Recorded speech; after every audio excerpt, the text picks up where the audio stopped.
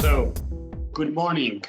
This is the final call and the starting of our introduction to OpenStack private clouds training.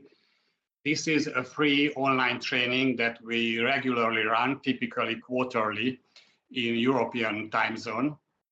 And at the beginning, let me introduce you shortly our company, the structure, topics of this training, and the related promotion.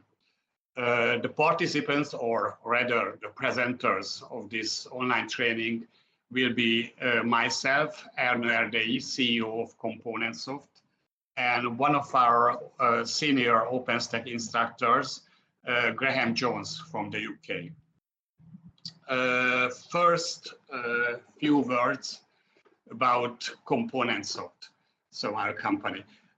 We are a highly focused IT training and consulting company with 20+ years history and based in Budapest, Hungary, while covering practically whole Europe. So we regularly deliver trainings in several countries of Europe. On the other hand, we also have licensing partners in the USA and Australia who license our courseware and run their own trainings with those courseware of ours. Our slogan is from open source to open clouds and beyond, and it summarizes the history and current activity of Componentsoft.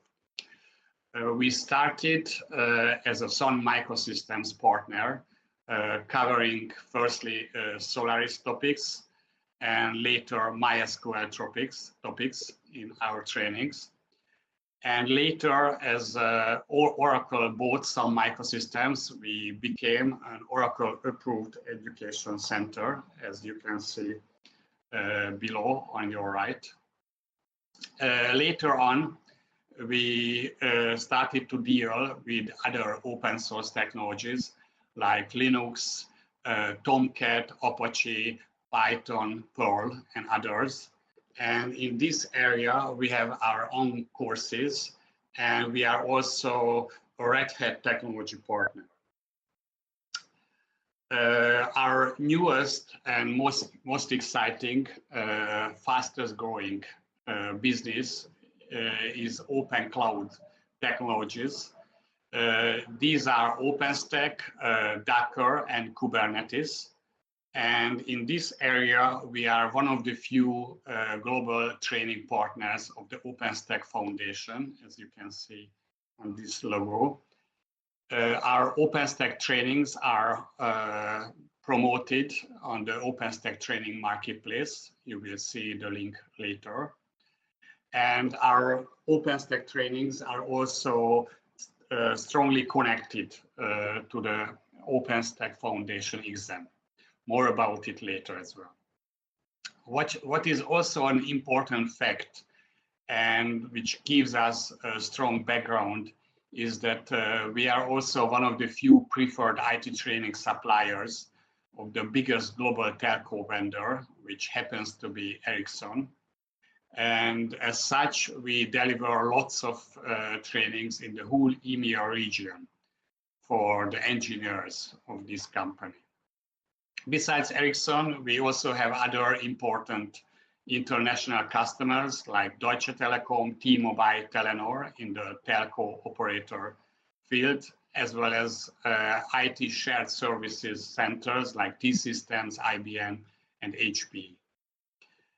Our trainings, open source trainings, are based on our own courseware. We have been developing our own courses since 2010, which means we have trainings in Bash, Perl, Python programming, about Apache, Tomcat web servers, and also about KVM virtualization.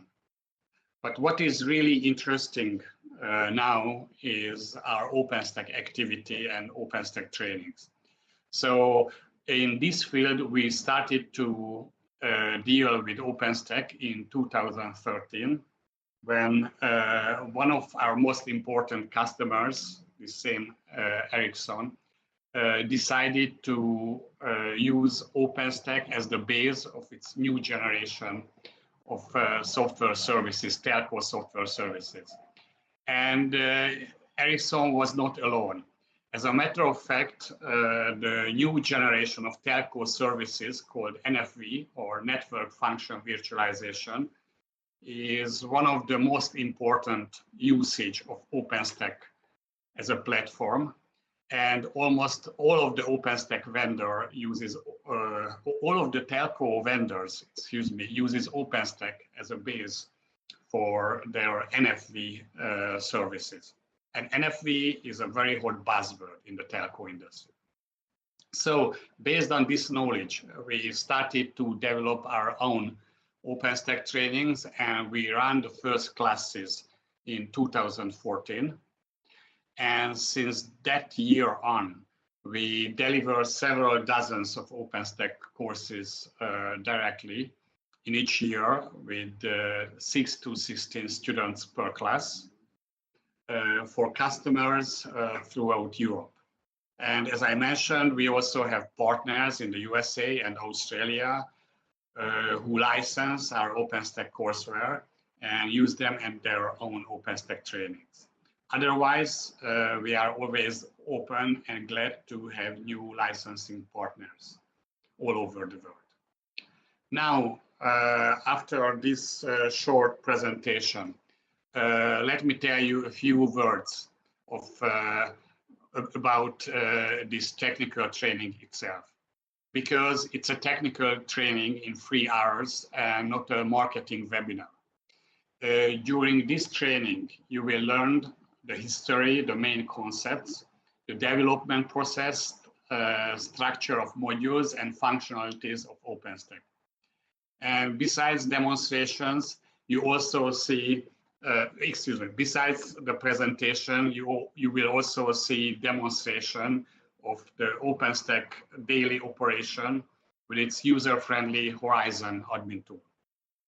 You can also ask questions in the Q&A window, which is part of this WebEx system, and Graham or other colleagues may answer it. These questions may relate to the content of this OpenStack intro training.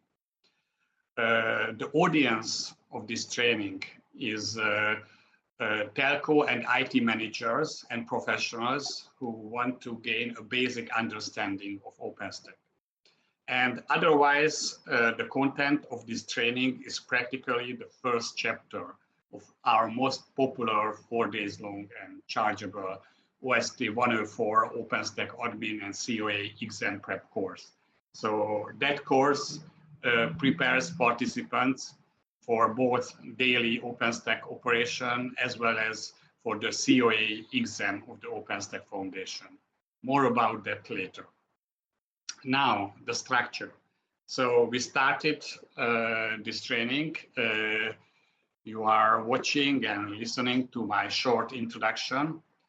I will finish it in a few minutes and pass the presenter permissions to Graham, who will make the technical part of this presentation in some 60 minutes. Firstly, it will be a lecture plus some demonstration. At the end of this lecture, you will have a 10 minutes Q&A session, but you can also ask your questions before during the presentation time, as I mentioned in the Q&A window. We will have a 10 minutes break to give you some time and continue with the second part of this presentation with some 75 minutes lecture plus demonstration and the final 10 minutes Q&A session. Okay. At the end or after finishing this training, you will also receive the presentation slides as well as the recording of this training in a few days, still this week, in an email also containing the related promotional offer. Now, possible next steps after this training. you can get more information generally and even participate in the OpenStack community if you visit www.openstack.org. Or if you are interested in our more advanced trainings, you can go to the OpenStack training marketplace, as you can see at the second link, and choose among our OpenStack, but even Docker and Kubernetes trainings. And what is the related promotion? So if you want to register on one of our live online OpenStack Docker or Kubernetes trainings, and you do it quite early, I mean, till the very end of the summer, you will get 25% discount. Just use promotional code HeyJune, as written here, and the given registration form here. And there is another promotion about the COA exam, which is related to our OpenStack admin course. So if you buy the OpenStack admin course, online course, together with the COA exam voucher, you get 15% discount from the exam price as well. Okay, more information at this given OpenStack COA page and on our own web pages. And the last slide about this COA exam, Certified OpenStack Administrator exam and certification. It was created last year by the OpenStack Foundation, which also means that this is a vendor neutral OpenStack exam. So you may use Red Hat OpenStack, you may use Mirantis, HP, or any other kind of OpenStack. This exam is relevant for you, so you can try and pass the exam.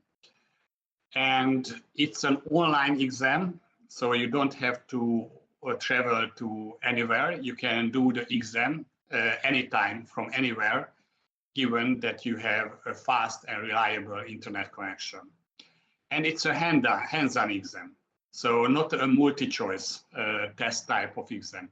You really need hands-on experience with OpenStack. It's an important preparation part for the exam, but it also gives high value for the COA exam. Our company, ComponentSoft, supports this exam from the very beginning. We also participated in the beta testing process, and we modified our OST-100 OpenStack admin course to contain everything to prepare you for this exam. And another important point to remember, there is a brand new release of this OpenStack exam, COA exam, which is based on the Neutron OpenStack release. So our courses are also based on the same Neutron release. Okay, so that was my presentation, and now I pass the presentation rights to Graham and ask him to start his own and very technical presentation.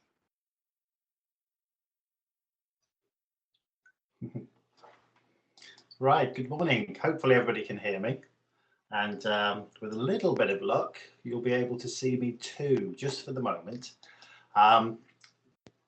Just take a few seconds just while I swap the screens around from Erno and thank him for his presentation and his introduction at the start there. So that looks like it's coming up quite nicely. Just change that one over. A little bit of a delay. Welcome one and all. Whilst we're just introducing or just waiting for my or the slides to appear on your screen, which they should be doing now. Let me just make sure I've there we go. There we go. He didn't accept my click in the first place. So welcome one and all. I'm Graham. As Erno quite rightly said, then we have a great deal of emphasis nowadays on OpenStack training.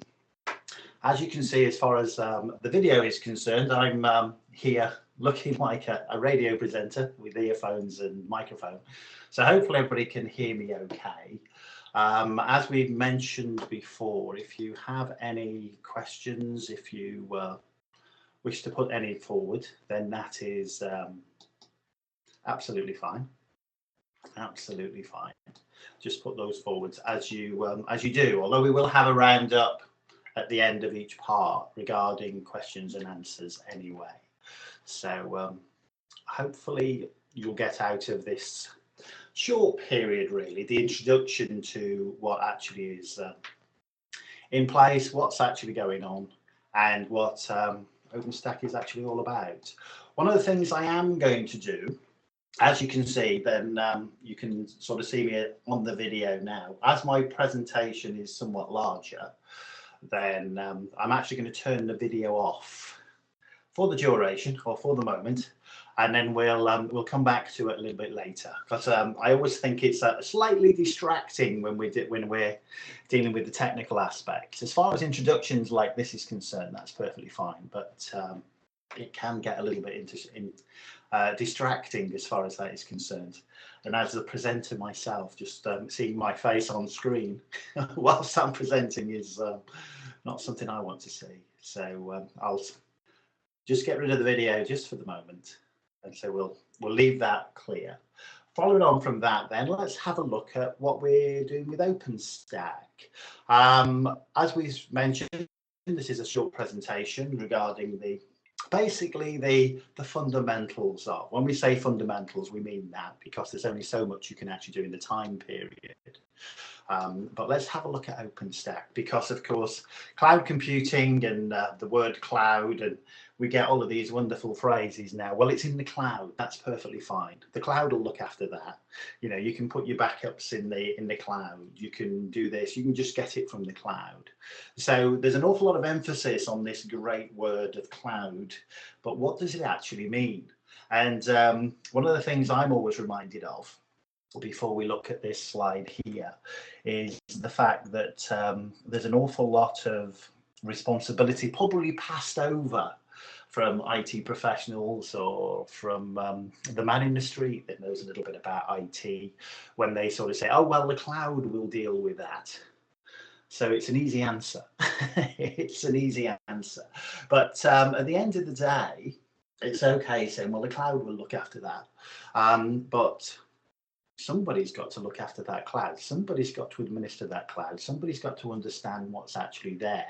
So hopefully with that in mind, what we're actually going to do here is just give you that little bit of a grounding that it isn't this great open space that is magically, automatically going to provide every resource you actually need. Somebody does have to look after it, and there are various components to it. So that's what we aim to achieve, just that sort of view that this magical cloud, it does have many components, and there are things to administer in there, and there are things to look after. So that's what we're doing. What we've got here for the first slide, Erno did actually mention several times that we actually do quite a lot of OpenStack courses, amongst other courses that are actually used. And the actual foundation course with plenty of hands-on is the OST-100. Now, when I do one or two demonstrations, you will actually see it. You can actually see it behind here. If I just bring that forward a little bit, you can actually see this is the lab environment that we actually use with the ST-100. And so with that, then I can do various things. And I'm actually looking at the controller machine there, which I'll explain a little bit later. And I'm just seeing if we've actually got any servers actually presented or actually launched at the current time, of which we have. One of the things with OpenStack, then you can manage it in one of two ways. We actually have good old Horizon, which is the front end, the menu-driven system, which is the one I'm actually going to use this morning. And you can actually do everything, of course, via the command line. One of the things that is always emphasized to me, because my background is several years within the IT industry as a Unix guy, is that the command line to me is one of the things that I use quite a lot. When we're doing a short presentation as we are here, then of course, and you want a better view, it's best just to do it via the front end graphical, which is actually the Horizon interface, and you'll be able to see how well we can do things very, very quickly administering our cloud or administering OpenStack via Horizon. So we'll actually be looking at that aspect as well. Just going back to the slide that's now in front of you, the OST-100 course content, as you can see, what you've actually got here is quite a comprehensive 4 days with the lab environment that I just briefly showed you there, which actually takes us through the main components of OpenStack and gives us an understanding of OpenStack and the usage of it as well and administering it. So we actually take you through all of these areas. We've got plenty of hands-on labs of which you'll have the opportunity to use Horizon, you'll have opportunity to use the command line, you'll have the opportunity to see how everything works, how all the components pull together and actually get that important hands-on. The OST-100 is designed for the certification so that all the information you need for the certification is actually here. The only thing that it can't provide you with, other than to a certain element within the 4 days, is the amount of hands-on you actually need. Although there's a lot of hands-on in the 4 days that you need to work on a little bit more, have a little bit more experience, and then go and take the exam because it is a hands-on exam. Right, as you'll see with the OST-100, then we have various names that will may not mean an awful lot at the moment, but hopefully by the time we get to the end of this, they will do. So obviously there's the usual introduction. We'll then have a look at the controller node. I was just briefly using the controller node there, and an OpenStack command, which began with the word OpenStack. Not that all of the commands begin with the word OpenStack, but you actually saw we're just checking for servers and a server list. That's the controller node. The controller node runs actually many of the services, as the name might suggest, as in controller node. And of course, it runs the various services like Horizon, which is the front end menu that we will actually be using. As mentioned, it uses things like Keystone, it uses things like Glance, it uses things like Cinder, and of course it is the endpoint for our message queues, or many of the message queues, as these services talk to one another and interact. So the elements there of Keystone, Glance, Cinder, we will actually be having a look at. Obviously, as far as compute node, the compute node, where do we get our resources from? So we'll have a look at, there's the opportunity to use several well-known hypervisors, and of course at the end of the day our virtual machine provisioning.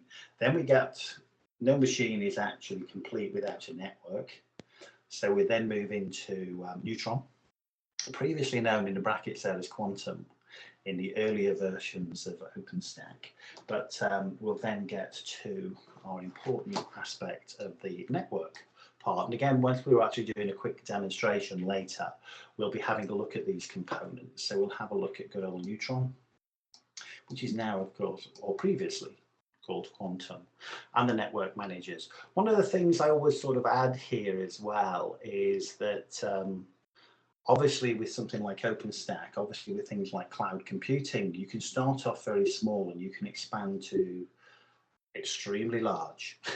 So you can be a very small business, a very small element of technology to go to something extremely large. One of the things that does come to mind then, if I'm actually administering this, do I have to actually administer all these components? Possibly in a smaller environment you would. If we then expand that to a larger environment, we would have, and one of the things that OpenStack will provide us, as you'll see, is users with certain specific roles. So we can have separate network admins working on the Neutron aspect and the network aspect. We've got server admins that will obviously be looking after the compute and the VMs and all of that, just as we have in a divided, should we say, enterprise. I use the word divided very carefully. We have separate silos, so we have storage administrators, and again we have the same thing. So that can actually be utilized as well, as opposed to thinking, as my enterprise grows, is this just a one-man game? No, it's not at all. As it expands, it's several with various permissions. From the overall, I can do everything to the specific ones, as we said, for things, example, like the network, like the servers, like the storage, this type of thing. So the network element is actually there as well. Then we come to things like monitoring. What meters, what information do we actually have? What is actually happening? How much resources have we actually used? One of the things that can actually do that using the Telemetry services is things like Ceilometer, so that we do have those elements that we can see at a glance, the visual aspect, that we can see what resources we're actually using. Very, very useful too. One of the things it doesn't have, as we'll mention later, because as enterprises expand, as people get more cost conscious, then things like your Ceilometer, of course, how much resource is actually being used by which department or for which services, therefore, is there a cost to that for that part of the enterprise? It doesn't actually do the billing aspect, but there are application third-party elements and softwares that you can actually use with that. So we'll have a quick look at that. If we then move to heat is your orchestration. Orchestration, of course, being the musical aspect of pulling all these instruments together, all of these services together. So what we've actually got here is we have things like the hot templates, so the heat orchestration templates. Obviously somebody worked hard on that 3-letter abbreviation to call it a hot template, but if we actually want to configure services, VMs with additional disks, for example, and be able to automate that, then heat is what we will actually use. The orchestration services, that's what we will actually use. Now, one of the things we mentioned before was a service in here called Cinder. Cinder is where we can actually add our block services to our VMs. So our block services are additional disks. So if you think of the normal storage area network environment, you may have a disk array. You now need additional disk space for your host. And of course, we then go and ask the SAN administrator if we can have so much more disk space to add to whichever server, things like that. And it provides the block storage, which may be iSCSI, which may be Fibre Channel, whichever, that we actually add to our standard server, so we can then expand the application or add more applications to the particular servers and so forth. That's your block storage. And of course, that suffices then for your applications, for your files and so forth. What about when we actually want to just have like an archiving service, a service where we can actually store files or even backups, things like that, on a disk-based system, frequently in-accessed data, but we want it available, but we don't need to have it on the better disk. We don't need to have that fast element of performance. Then Swift. Then we'll have a look at Swift and a little element of Swift in this session that we actually do today. And we'll be looking at Swift and how Swift manages that and how the resilience is built into Swift as well. So there's, as you can see there, there's several topics. There's an awful lot of services, but it's a good, valuable 4 days. A good, valuable 4 days. And I said one of the really important aspects of it is, of course, that we actually give you the hands-on go with that. So why I added a lot of emphasis on that was, of course, a lot of the services or a lot of the names that you actually see there that we actually do in the 4 days, we will actually see here. Obviously not as comprehensive, just a little bit of an overview of. So let's get going with our session as today. Now we've mentioned all those glorious words, just to explain a little bit more about each one as we go along. So here with our introduction to OpenStack. So as that comes, just wait for the slide to just change over on your screen. There we go. Then, as you can see, let's have a look at cloud computing in general. And as I mentioned before, the term cloud, very popular, very popular in IT sentences and the answer to most questions. We'll have a look at the overview of OpenStack. We'll have a look at the core projects. The core projects, the services, the elements that actually put OpenStack together and provide the components to it, then those are our core projects. And we'll have a look at the main components. There are many.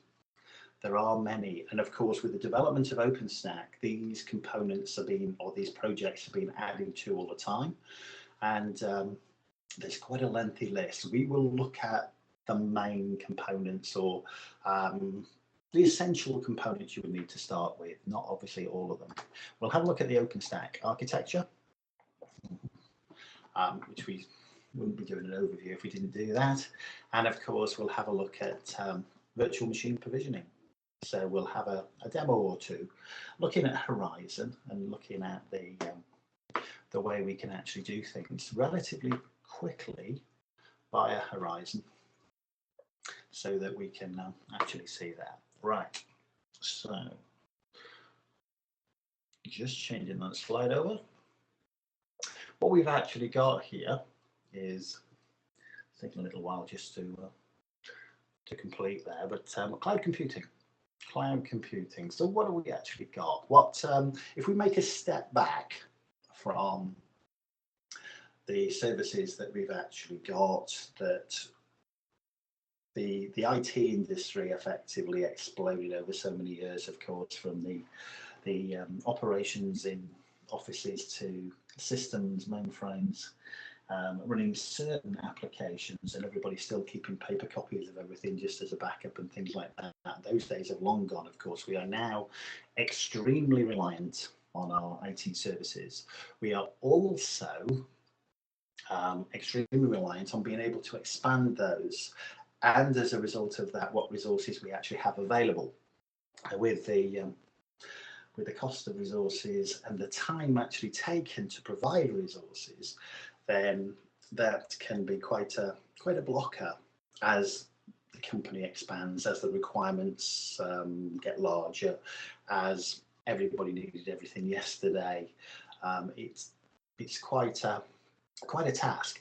Obviously, over the last few years, then with the virtualization of many of the components, then that has helped us immensely. If you go back in time and think about procurement of new servers, so when we used to have separate servers before the time of virtualization, if you need to buy additional servers, these type of things, then of course the procurement process could be months, absolute months. Once you've actually got it, of course, once the server's actually turned up in the box, then of course it's how we're at, and we hope we've actually purchased all the components, and we've not actually, due to capacity planning, got 6 months down the line already and be short of disk space, or short of network capabilities, or short of CPU resources. We then actually put it together, build the operating system, configure, add the applications. You're looking at months. Obviously, that's been shortened greatly by the use of the technologies as they developed, which is your virtual machines, so that we can actually virtualize the various components.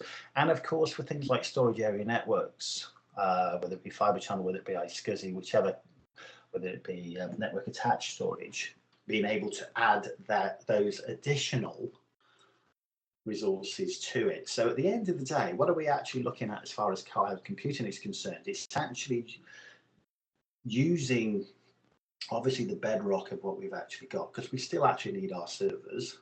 However, because of virtualization, we can obviously now stand up a new server within minutes. And of course, when we say stand up a new server, we can, and as you'll see when we actually look at Horizon, once everything's actually prepared, we have that infrastructure in place that is your OpenStack infrastructure, your cloud computing as an example. Then, of course, if we need another VM, if we need another server, then we can actually do that. Not only can we actually provision the resources, but we can actually provision the operating system on there. We can actually add any additional disk space that may actually be required. We can actually add applications to that as well. And of course, we may be able to do that within, what, 10 minutes? So if you think about what I was speaking about before, from the months when it was the traditional servers and the traditional hardware and the traditional way of doing things and the procurement process and signing off, once we've actually got that infrastructure in place, then of course with the added virtualization and the way that OpenStack has all of these components and core projects that all work together, then as I said before, let's place a new server in place, and 10 minutes, 15 minutes, depending on the elements that you actually want with it. Obviously there's preparation in place for this, but it does give us a huge amount of advantage in today's fast-moving, I needed it yesterday world. So what we actually have here, I'll just highlight that element there, because obviously this is a quote, as you will see, from NIST. So what is actually cloud computing? If you wanted a definition in a straightforward sentence, a model of enabling ubiquitous network access to a shared pool of configurable computing resources. A very, very grand statement. So what are we actually saying? What are we actually saying is we're actually going to provide a service. We're actually going to provide a service. And you may have come across many terms now, like infrastructure as a service, software as a service. These type of statements that we actually get now: infrastructure as a service, software as a service, firewall as a service, load balance as a service, all of these elements, platform as a service. So we've gone from 3-letter abbreviations to 4-letter abbreviations, but what it's all about, of course, is resources. That's the important thing. So let's break it down. What are we actually doing then if we've got this wonderful ubiquitous network access to a shared pool of configurable computing resources?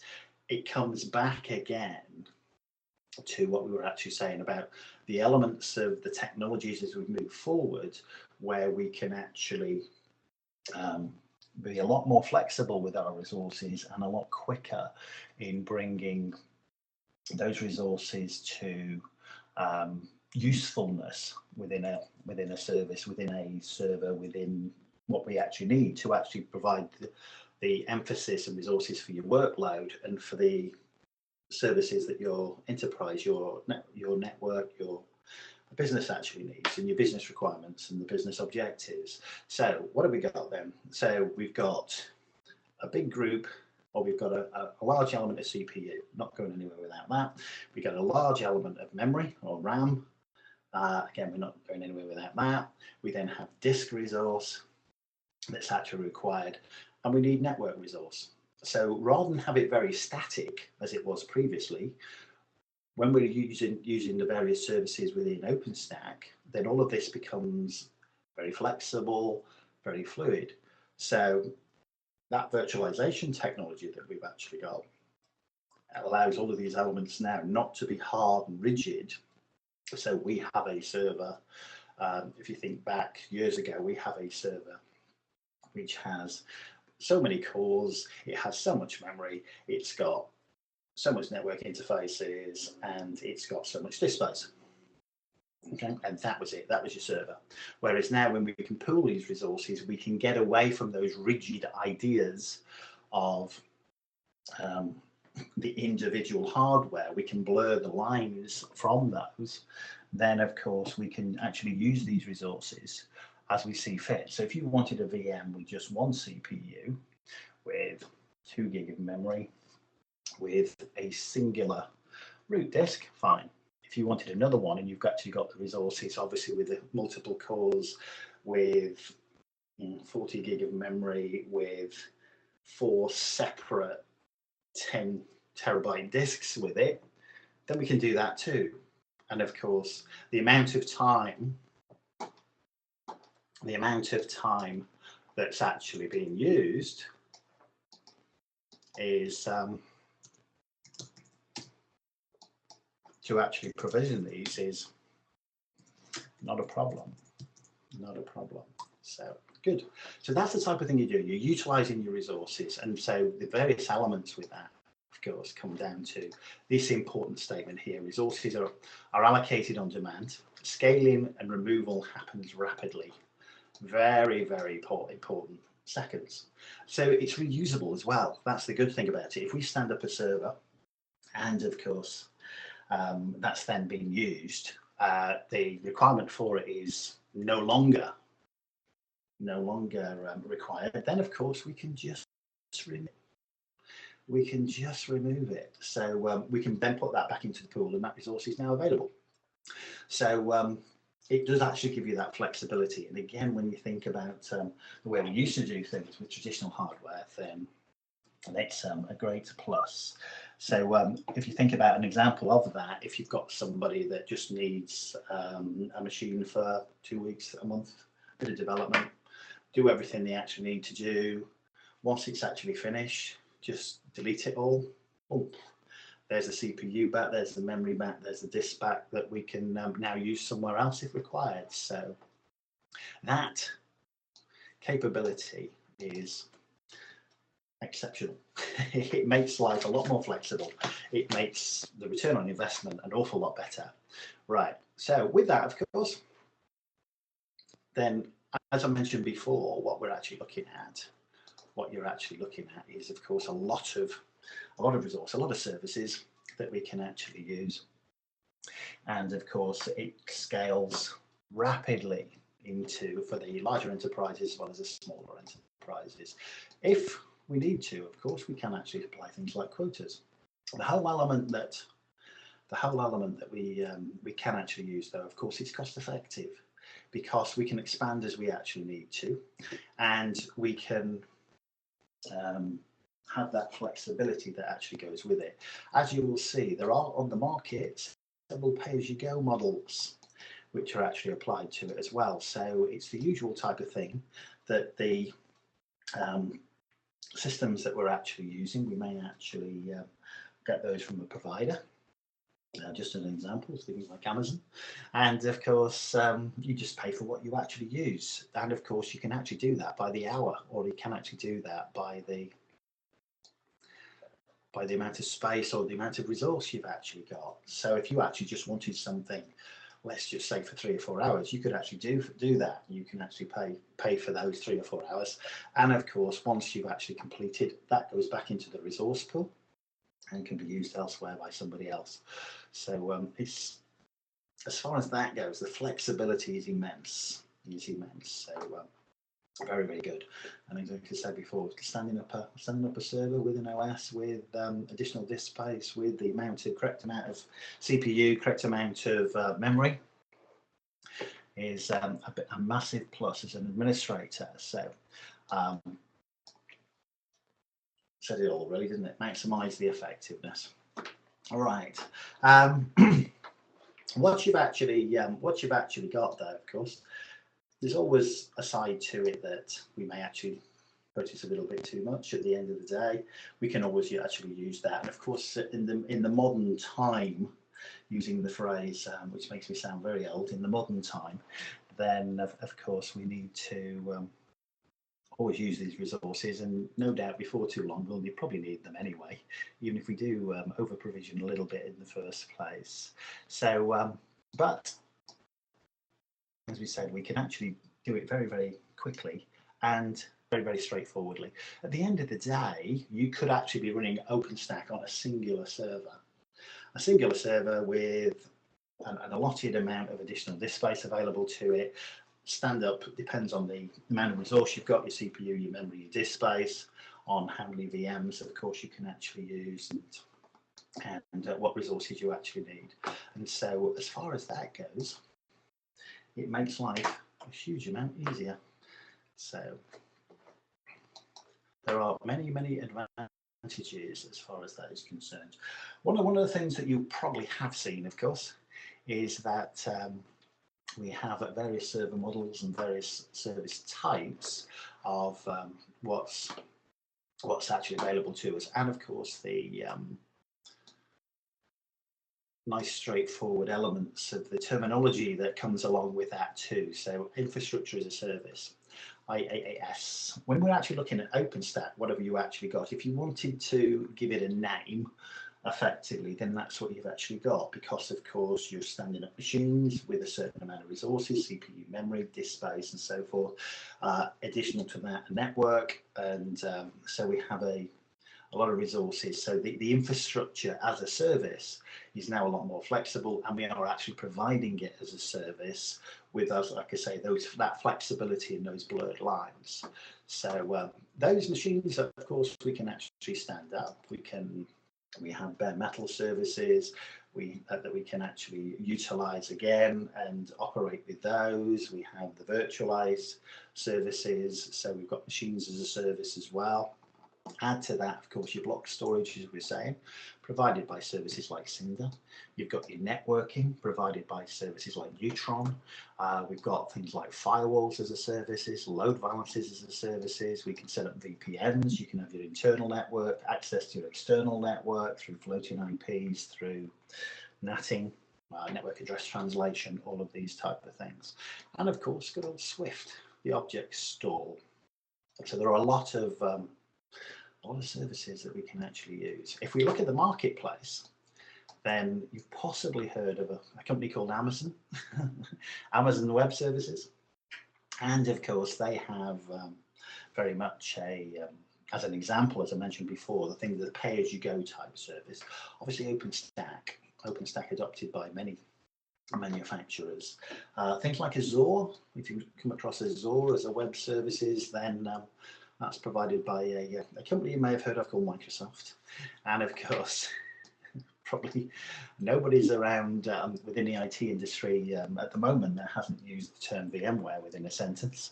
So there are, as you can see, it's major players within the market when that actually comes down to it. But that's what we're actually looking at as the infrastructure as a service. We then move on, of course, providing a platform as a service where we can actually provide things like applications for the developers, the DevOps, this type of thing. And of course, as you can see here, middleware providers, so things like the OS, things like databases, this type of stuff. And there's several people in the marketplace here as well. So we've got things like OpenShift, which is actually provided by Red Hat. Heroku, if that's the right pronunciation. Heroku is a platform as a service. It's actually developed across there in California. And it's been around for quite a time, actually. So it's run along parallel with the developments of OpenStack as a platform as a service to provide, again, the various applications as appropriate. And again, the development opportunities and DevOps areas. And of course, things like Google. Another name that we use very naturally in sentences nowadays. So there's your infrastructure as a service. As we said, we have our platform as a service. Then moving on to our software as a service. Our software as a service where we can have various applications, various functionality actually added in to what we're actually producing straight away and what we're actually standing up within our servers as appropriate. Probably the most common thing is just to basically have a mail client within there. Something like the Adobe services, for example, dare we say it, things like Instagram as well. And of course, you've also got other well-known applications like ERP, which is our enterprise resource planning type applications, as well as databases, which we'll have a look at a process called Trove a little bit later, or even just a straightforward standardized desktop. So all of these, again, can be added, can be brought in, right? And so there's plenty of opportunity there, as you can actually see. It's not just about, well, we've stood up a virtual machine with, it's got the CPU you want, it's got the memory you want, it's got an additional disk space, it's got an operating system on it, there you go. Okay, there can be a lot more added to that. And as I say, there's a whole bundle of services outside what we'll mention and talk about today. All very, very important and very, very new developments that are coming along all the time. So that's one of the nice things about it when we look at things like roadmaps and what's actually coming along. Right, so what have we actually got? And again, terminology that we can actually look at. Do we actually have a public cloud? Obviously, if you have a public cloud, then those services, things like your your web apps, your web front ends, all of these type of things you would have with your organization would actually be there available to the public. Obviously there's a security aspect with that as well, but of course we can have our public cloud which is actually seen outside of your organization. We do have actually, and we can put these in multi-regions of course. At the end of the day, what is the planet now? A very small place, a very small place. So we can have public clouds in various regions and extend as we see fit. Internally, excuse me, just a little bit of water, excuse me. Obviously, we can actually use our private cloud, in which case, of course, that stays within our enterprise with that. And of course, quite often it's that balance, isn't it? We want one or the other, or a bit of both, in which case, of course, if we have a little bit of both, then we have our good old hybrid cloud. So we've got part of it public facing, part of it private facing, not seen by the outside world. So all of those things we can actually do. Sorry about that, I didn't realize it had flipped over the slide. So what have you actually got on the other side? On the other side, there's always massive benefits to all of these things, as we've said. I keep mentioning the word flexibility, blurring the lines of the old traditions, being able to stand up machines with the resources that you actually want very, very quickly. But there's always a downside to that, of course. So what you've actually got, of course, a larger software monoculture, and of course, then when it actually comes to keeping everything up to date, then that can be quite an interesting and quite a time-consuming element. But as enterprises get larger anyway, and the more components we actually have, then that's always going to be something that we need to address very carefully, of course. Something that is never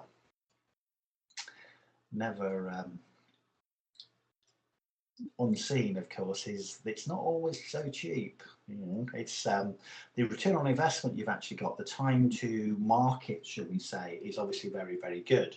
At the end of the day, you have to have those resources. You have to have that CPU, that memory, that disk space, and of course, as we know, all of these things don't come cheap. But if we've actually got an infrastructure as a service, something like OpenStack, where we can take great advantage of all the resources we've actually got and get greater benefit, greater flexibility from it, then of course that return on investment and things like that does actually get an awful lot better. Okay, but as we say, as a great English statement, there's no such thing as a free lunch. Somebody's paying somewhere, so you've always got to look at the return on investment. And this is where again there are actually companies now saying, well, we'll actually get rid of our infrastructure and we'll actually hire it, we'll rent it from a cloud provider who will provide us with the machines and the services we actually want on that pay-as-you-go service. So, and let's take away the problems of things like updates, the problems of looking at that infrastructure, particularly in the event of a failure.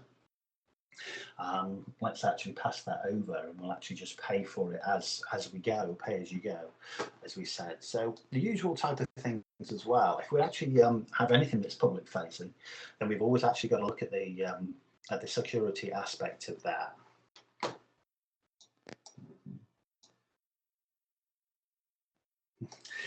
So that's always quite important. So there can be, of course, again, the loss of control. The interesting thing as well as the world becomes a smaller place and we actually expand across multi-regions, multi-countries, is the rules and regulations of what is actually required and what you have to adhere to.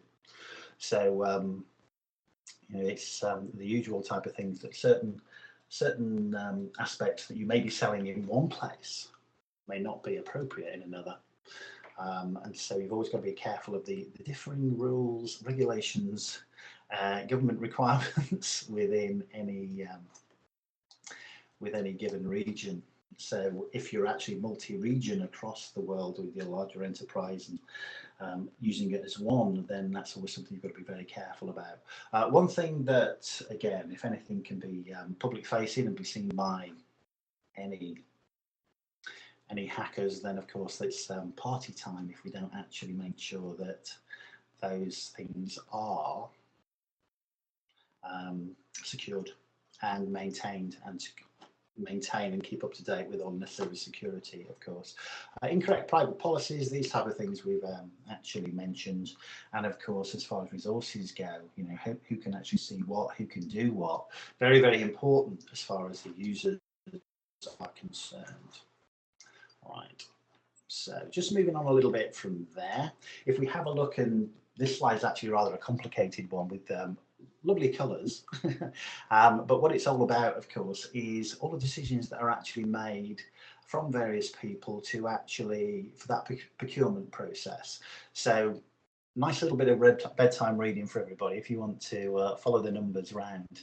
Of course, just looking at what we actually need with our network resource, our server capabilities, virtualization, our disk space and so forth. We've actually got project managers and of course different administrators in there, and of course collaborating all three can be difficult if you've actually gone that way, and of course if it's completely separate silos with completely separate hardware, and joining all the dots can be somewhat difficult, as we know.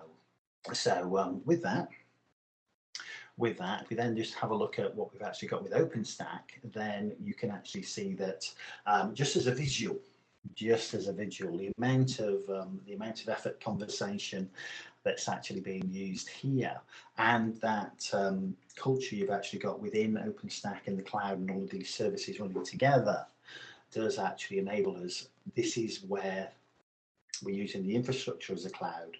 That's what we've actually got. We've got the network, we've got the storage, we've got the server. Let's put it all together, stand up our services straight away, and there we have our server as appropriate. So what have we actually got when we come down to those various components, which is the important aspect of life, of course. So we have here good old OpenStack. Good old OpenStack. So we have, which is a nice sentence here, effectively. I missed the R off the end of my highlighting, but never mind. We have OpenStack, controls large pools of compute, memory, CPU, all those nice resources, storage, networking resources throughout the data center, or even expanding further from that, of course. So the main features you've actually got: on demand, self-service, this type of thing. And of course, we have all of these core projects and functionality that all actually work together to providing those services for us, and making sure that within that very short time, as we actually said, that we've actually stood up that machine that we actually want, that VM, if it's a VM, of course it could be actually a physical machine, with all the various components, with all the resources we actually want, so you can start immediately, effectively, because it has all the various aspects on it. How long would that take? So that's all good. Now, a lot of the actual resources, the endpoints, the services, the core projects that we've actually mentioned, when we mentioned things like Cinder, we mentioned things like Nova, Neutron, these type of services, they all talk to one another appropriately. That through the message buses and through the management network, and use things like the REST APIs, so representational state to change APIs. I know it's all API calls. So underneath and at that back end, as we said, we can provision it, we can manage it through good old Horizon as a front end, and of course from the command line, but we can actually use the API calls ourselves, which is, when it comes to development, is quite useful. We have our network access, of course. We have our network access, and of course no server is actually complete unless we actually have the appropriate network services. So within that, of course, our software-defined networks, and of course there are more topics being added onto that as we actually go and have a look at setting up a network and getting access to our machine. We have a demonstration shortly.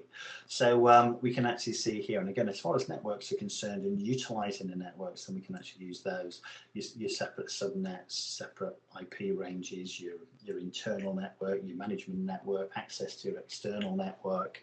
And of course, with that then comes the necessary security aspects. And so again, things like firewalls as a service and all the various rules for our access and security that's actually required. And of course, particularly if we're looking at websites and demand, things like load balancing as well. So we have all the various services as appropriate. And of course, a term that's actually used quite a lot within the infrastructure part here is, of course, the elastic services.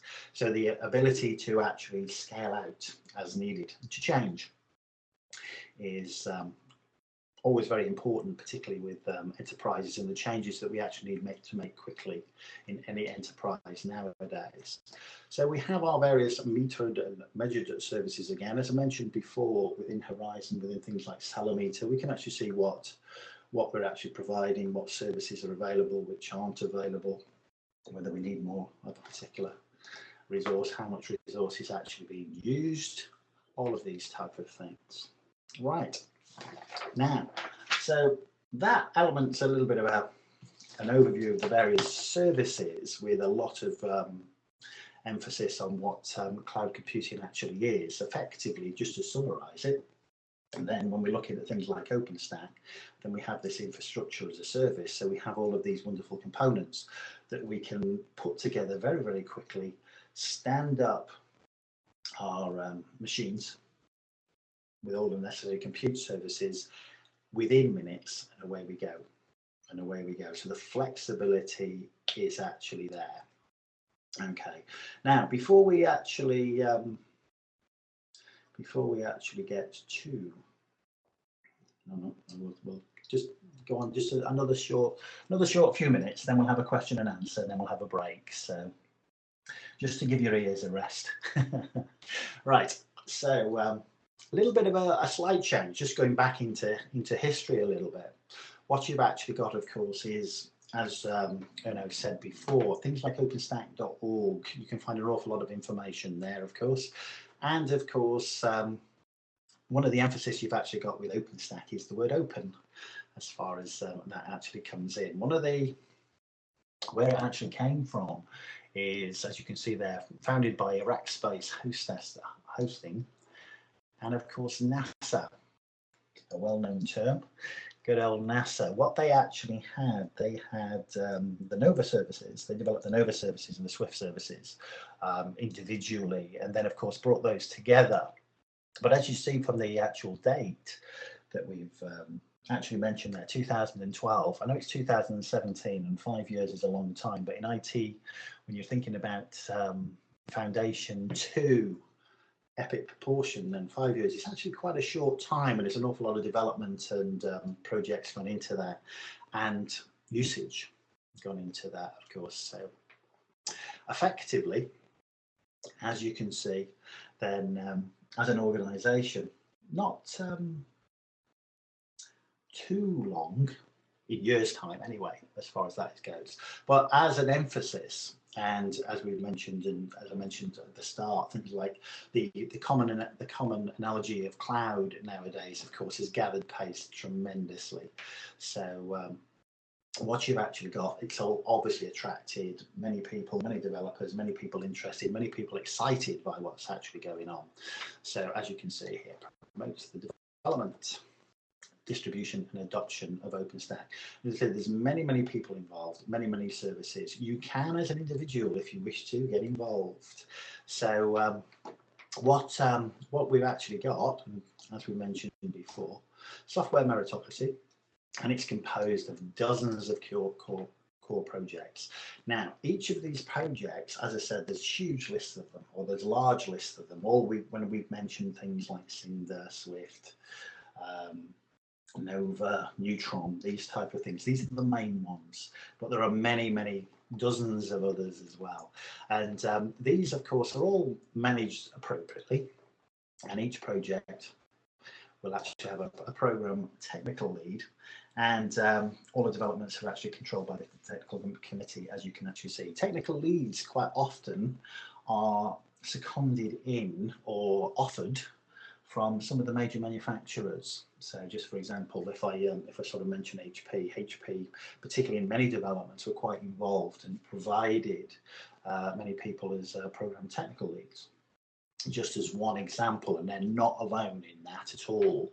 So as you can see, there's a great backing for it. It's not just a few developers got together and away you go. And when you see that Rackspace, NASA were actually there as part of the foundation, then there's a whole emphasis of credibility. As an individual, you can sign up if you wish to do so, and you can contribute. So of course you can go to GitHub, you can get your own branch, you can do code testing, you can help provide documentation, you can seriously get involved. A friend of mine actually is as a developer. Corporate members and sponsors, again, things like you'd normally start off with, sort of helping out with a bit of documentation, a bit of testing of developments and software. But of course, if you are of that ilk and you wanted to become a developer and get involved with an OpenStack, then that is very important that you can do that, because as you can see here, it's open to everyone, anyone and everyone, if you wish to do so. So again, you'll find all the information and help as far as that is concerned within openstack.org. So you see bug fix testers, documentation, as I mentioned before. You can become part of a development team, obviously within that.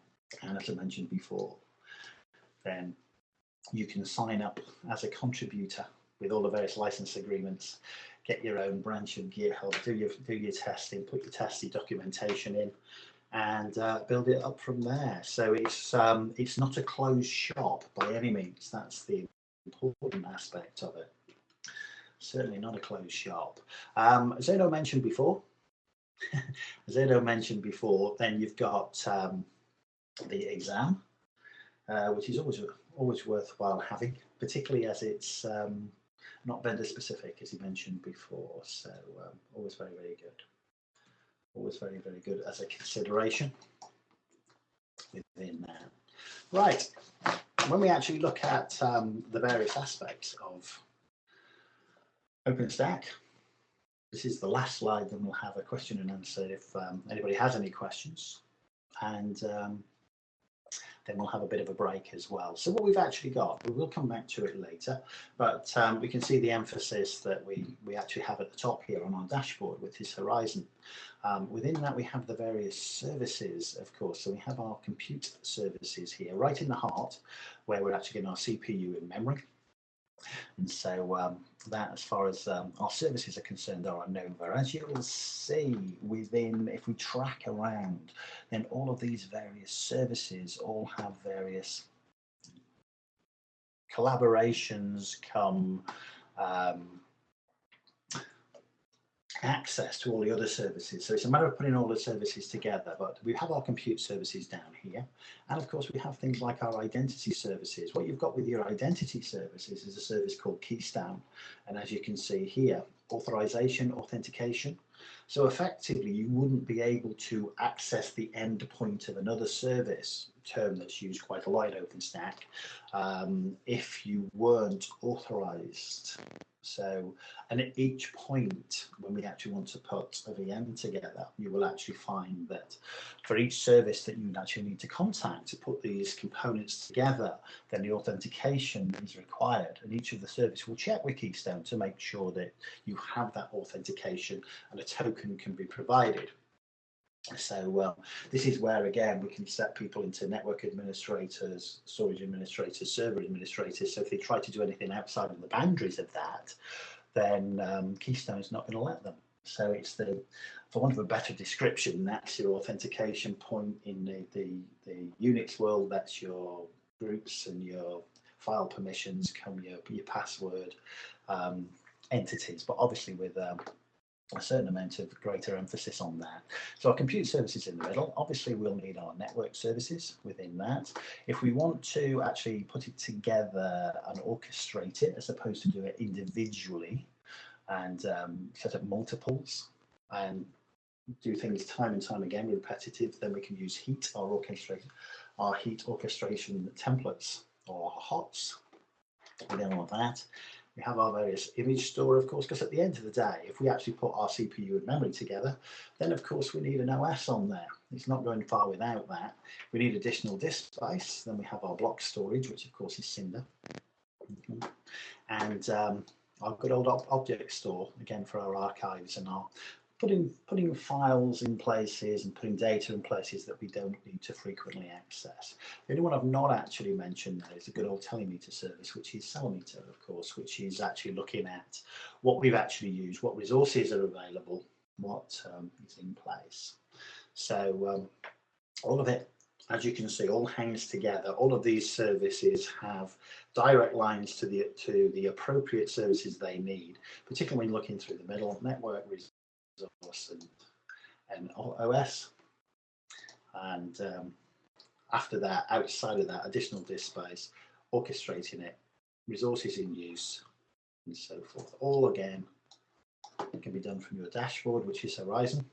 But of course, we need to make sure we have the right authentications and authorizations in order to do so. So nice little browser front end called Horizon. You can do all of that stuff with it. Right, before we get to the actual core projects and doing a little bit more on each of those names that we've actually mentioned before, then I will just back off for a couple of minutes and sort of ask if there are any questions out there at all. There is a question and answer area that you can actually use if you wish to do it that way, or you can if your audio is in place, you can actually put a question forward that way.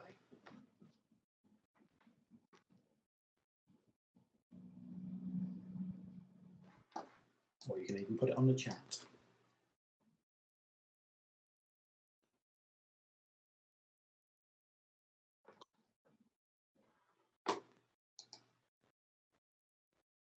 Okay, right, okay. If everybody's okay, then. Excuse me, Graham, there is one question in the Q&A window. Let me just.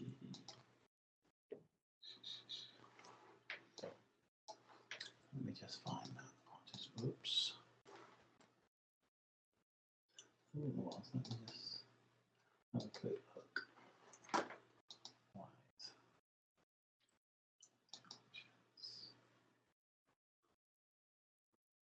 Pom, pom, pom.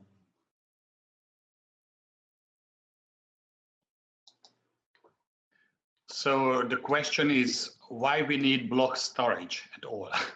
Oh, right. Okay. Sorry, I was just trying to find my my question and answer little page has disappeared behind a screen somewhere. So I do apologize for the delay. Why do we need block storage? The block storage aspect is the additional disk space. The additional disk space. So that's what it's actually for. So if you think about a standard server, then if we stand up a standard server, then effectively we'll have a root disk, the ephemeral disk, which is where the root file system and all the operating system actually goes. But of course, depends on the size of the disk that you actually create, and with the various practices that we actually need, you may actually then put a database onto the system, which of course, as far as that is concerned, may need several terabytes of space, a different disk for log files, a different disk for the table spaces and so forth. So it's just the block storage is actually adding additional disk space. So if I actually, just for example, wanted to install a database, that database had a requirement for something like 4 terabytes worth of space, a separate disk of a couple of terabytes for the log files and the transaction logs that were actually required, then I'd set up my VM and it would actually add 2 additional disks to it. So if you think about it in a normal server, again, if we're running out of disk space, we can actually add additional disks and actually place those applications on those disks. So quite common practice is that the standard disk, as we stand up the server, is just to have the root disk with nothing really on it except for the operating system, and then have additional disks where your applications actually sit. The thing with OpenStack is as well, when we add an additional volume, is if that VM, for example, falls over, has a problem, somebody deletes that VM, let's say somebody deleted the VM by accident, then the ephemeral disk would actually be trashed, it's gone. That's your root disk with the operating system on. But because we've provided the 2 additional disks from the block storage, where our application was and where our log files were, that data is safe unless we decide to remove that disk and delete that disk. So even though the VM is lost, we could actually add those 2 disks to another VM that we stood up very quickly, and there's your database and there's your logs as they were the last time they were used by the previous VM. So it's a matter of resource expansion of block devices. So just think of it as it is, of just adding additional disks. Lovely. So hopefully that answers the question. If there are any questions, then please ask. I've actually found my little square with the question and answers now. So if you have those, I've turned the video off as well. So that's all good. That's all useful. That's all good. Right. Okay then. Where we actually left it then was the important aspect of our core projects. And Turgle kindly asked a question about block storage, as in disks. So with that, quite usefully, let's have a quick look at what we've actually got within our systems here. So as we can actually see, this is the environment that, or as you can see, this is the environment that we actually use within the 104 course, and we have our various services. If I just go and pick up the browser here, then we can actually see that we've, this is Horizon. This is Horizon. I've already logged in as the administrator, but just so you can actually see the authentication of it. As you can see, that it comes up, does actually tell me this is actually being run from the controller node, and you can see that OpenStack dashboard. The domain we're actually in is default, so that doesn't particularly matter at the current time. I log myself in as admin with the appropriate password we previously set up, and of course I'm now in Horizon. You can see up here I'm in the default domain. I'm the actual admin person. So if we look at what we've actually got, we'll have a look at the compute nodes. So let's have a quick look at the overview that I was actually mentioning before. So when the little circle decides to complete, as we can see, as far as instances are concerned, I have 1 VM at the current time, which we saw very briefly from the command line. It's only a very small one, just for demonstration, as you can see. 1 virtual CPU used, 128 meg of RAM. It's one of our tiny flavors. The term flavor is actually what resources we actually want, how much memory, how much CPU that we're actually using. It has just a floating IP on it, of course, and it is within a security group. Number of volumes added, as per the question, the block storage just before we had our break, was of course that it has none of 10. So if I just go to instances here, for example, then we should see our instance. If I just give that a click, instance called test1, we can actually see there's test1, there's its ID, which is very memorable, of course. Up and active, it's come from Nova, it's in the availability zone of Nova. I actually set it up yesterday. As you can see, it's just a tiny flavor 1 on the list, 128 meg of RAM, 1 virtual CPU. The ephemeral disk, as in the root disk, is just 1 gig, and so that's what we've actually got. And you can actually see there. As far as the image, then that's the operating system that's actually on, which is a Linux image. You will see here from my instance that I can actually just quickly have a look at the log,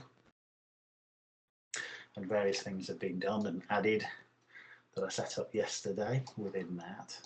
And of course, if I then go to the console, then I can actually access this service. Obviously, if it's got an external IP, a floating IP, then you can get to it externally, but it's not something we'll actually be demonstrating and showing here. So let me just see what's actually going on. So if we have a quick look at our server,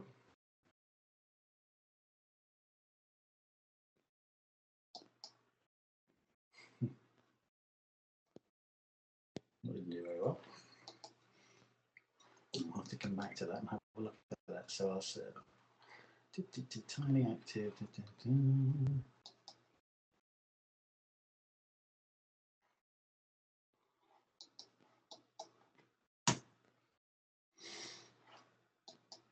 Just do that again. That was working perfectly before, but not now. So we'll just move on as far as that is concerned. And then I'll actually do that demonstration with the adding the disk shortly. We'll see that later. Okay, right.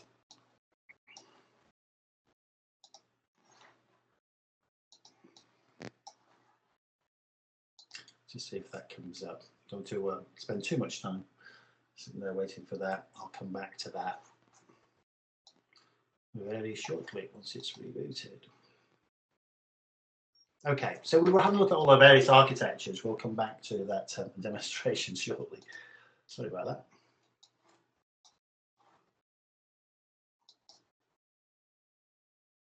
that. Build ourselves another one shortly. Right.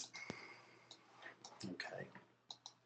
Right. So just wait for that slide to come back whilst that's doing its reboot. Our compute services. So we have a look at the OpenStack services, how all the services get added together, and with that, we then move on to the core projects. Like I say, if anybody has any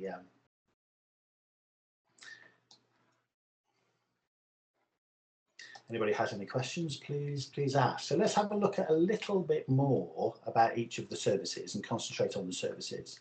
So what we actually have here is we have our Nova compute, and of course Nova, when we actually saw the original slide, when we were looking at what we actually got before here, when we look at our compute services, then we can actually see that with the compute services, what we've actually got here is the CPU and RAM element of that. And so that's actually under the heading of compute, as we can see up here.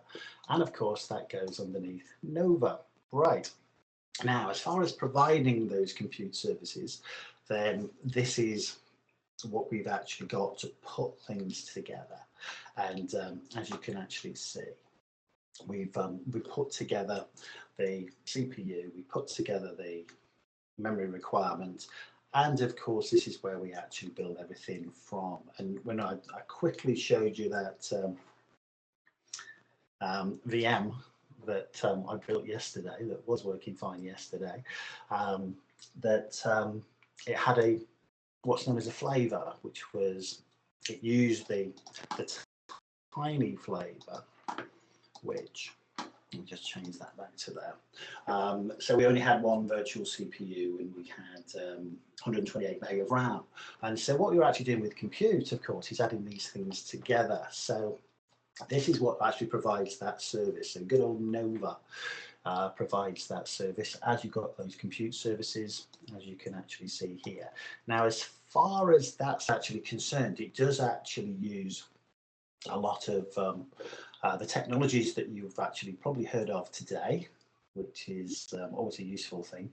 As you see, mainly written in Python. There are various things there, including SQL alchemy, and there are not just a single hypervisor or virtualization technologies, but many, as you can actually see here. So we've got good old KVM, kernel virtual machines, which we've actually got in Linux, of course.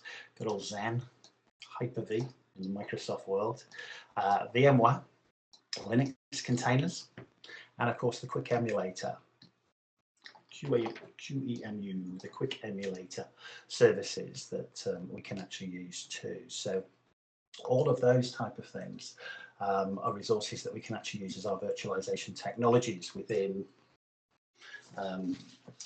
OpenStack. And so as far as Nova is concerned, you do have a lot of flexibility. So in this aspect, we're actually putting together that foundation. So how much CPU do you actually want? And of course, with that, what type of hypervisor do you actually want to use, and how much memory are we actually going to use? So that's what the Nova services are actually doing. I mean, as you can see with, whoops, didn't mean the page to flip over there. Sorry about that. You just caught my cable. As you can see, then, as far as initiating that, then we can do that from the command line with the OpenStack commands, or we can do that from the dashboard, which I'll demonstrate later.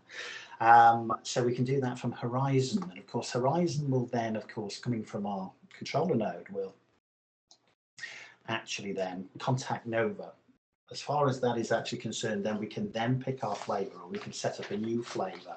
Flavor, again, being the emphasis word, as far as how much CPUs do you want, or how many virtual CPUs you want, and how much memory do you actually require. So that's that service. Okay. Now, with that, then of course it's okay having this foundation of CPU and memory. But of course we need something to run on it, and of course as far as that is concerned, then this is where our image store comes in, because of course we will need an operating system. We will need within the service that we're provided by Nova, not only the CPU and the memory, but we're also needing to set up an ephemeral disk, which is a root disk, which will actually come from our compute node, as well as the CPU and memory. And we then, of course, add a boot disk to that, or an operating system disk. So we have the two, adding those two components together there, CPU memory, our ephemeral disk, which is our root disk, and of course we then have our image store, which is actually, of course, providing those with our OS and our OS template. So with that, we have the basics of what we actually need. So there's good old Horizon. There's our dashboard, as we can see from the appropriate little scoreboard at the top here. And of course, that's our web front end, which I briefly showed you before. Following on from there, there are various elements you can add to that to add your own areas to the dashboard, should you wish to do so. Then, of course, we've got Nova, we've got our CPU, we've got our memory. We then go to the image store, which is commonly known as the glance service. So as you will see here, bootable images for your instances. So to actually get to the point of having your server stood up, then effectively the main protagonists and the main areas of the OpenStack projects that you've actually used are your compute and your glance. So Nova and glance. Nova for your compute services, glance for your image stores. And of course you can add many images. And of course when you then stand up your server with your flavor of how many CPUs and how much memory you want from Nova, then we add from glance that OS template. So as you can actually see here, these can all be set up, added to by the administrator. And of course, we can use various volumes, we can use snapshots, we can use a variety of things into multiple formats. So things like your VDI for your virtual disk format, VMDK, of course, from the VMware format, the OVF for the standard virtualization format, QCAD format, Amazon formats. There are many choices as far as the files or the image stores and the templates we can actually use. So you have that combination there of, we have administrative rights from the dashboard.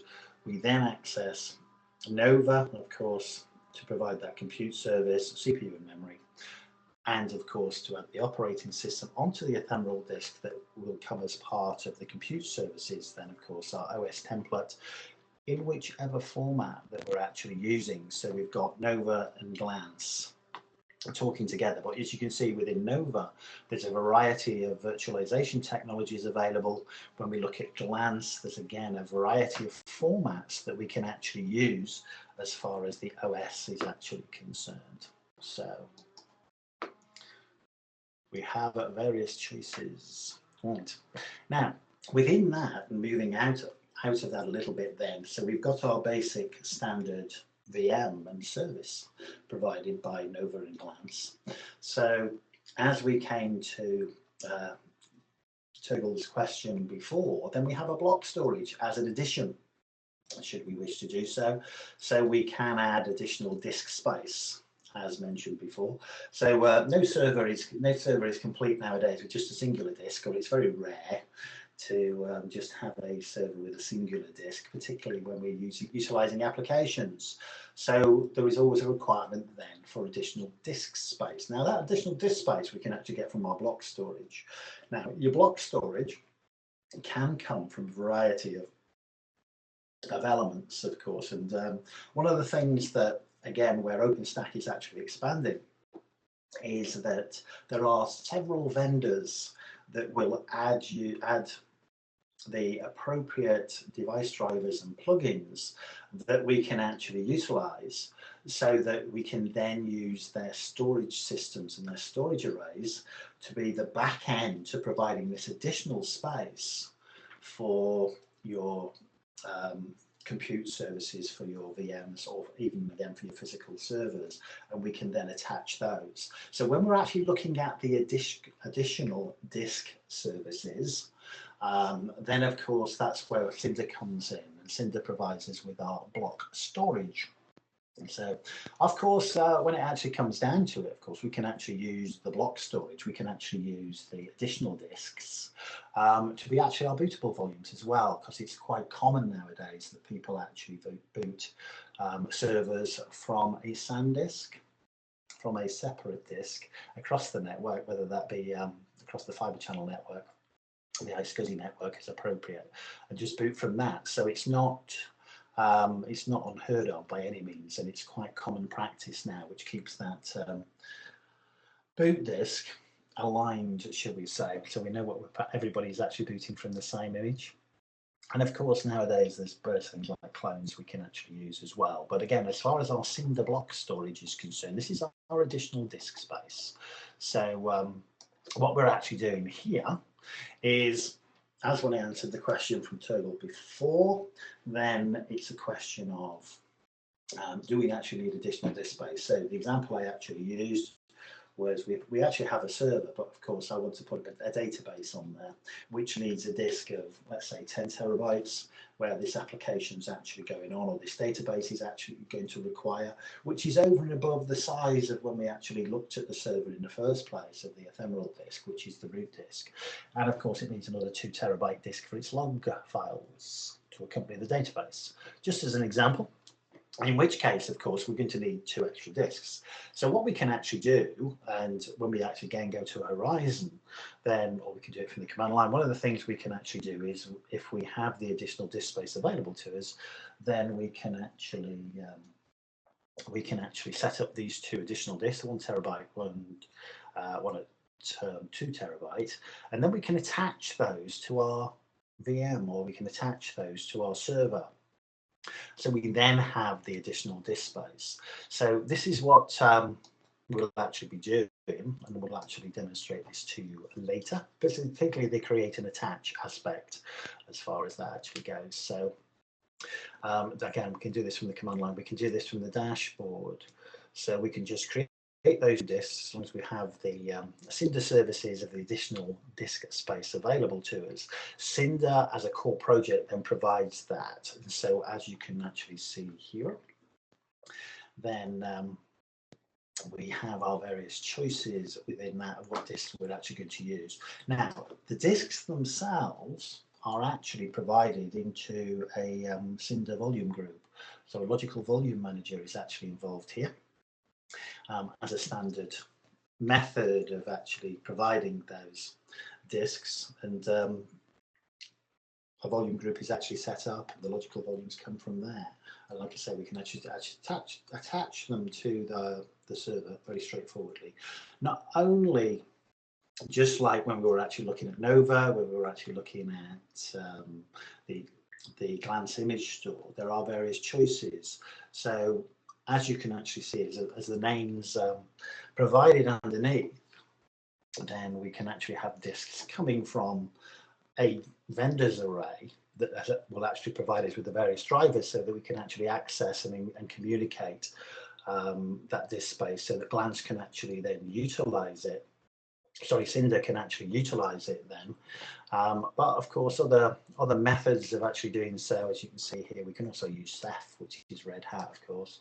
NetApps can be used. iSCSI volumes, so block storage, additional disk space coming across the LAN, or a case again, provided they provide the necessary drives and appropriate fiber channel vendors as well. So disk storage availability to host can then be actually incorporated into the Cinder project, and then of course we can actually utilize those that disk space to add that additional disk space to our servers.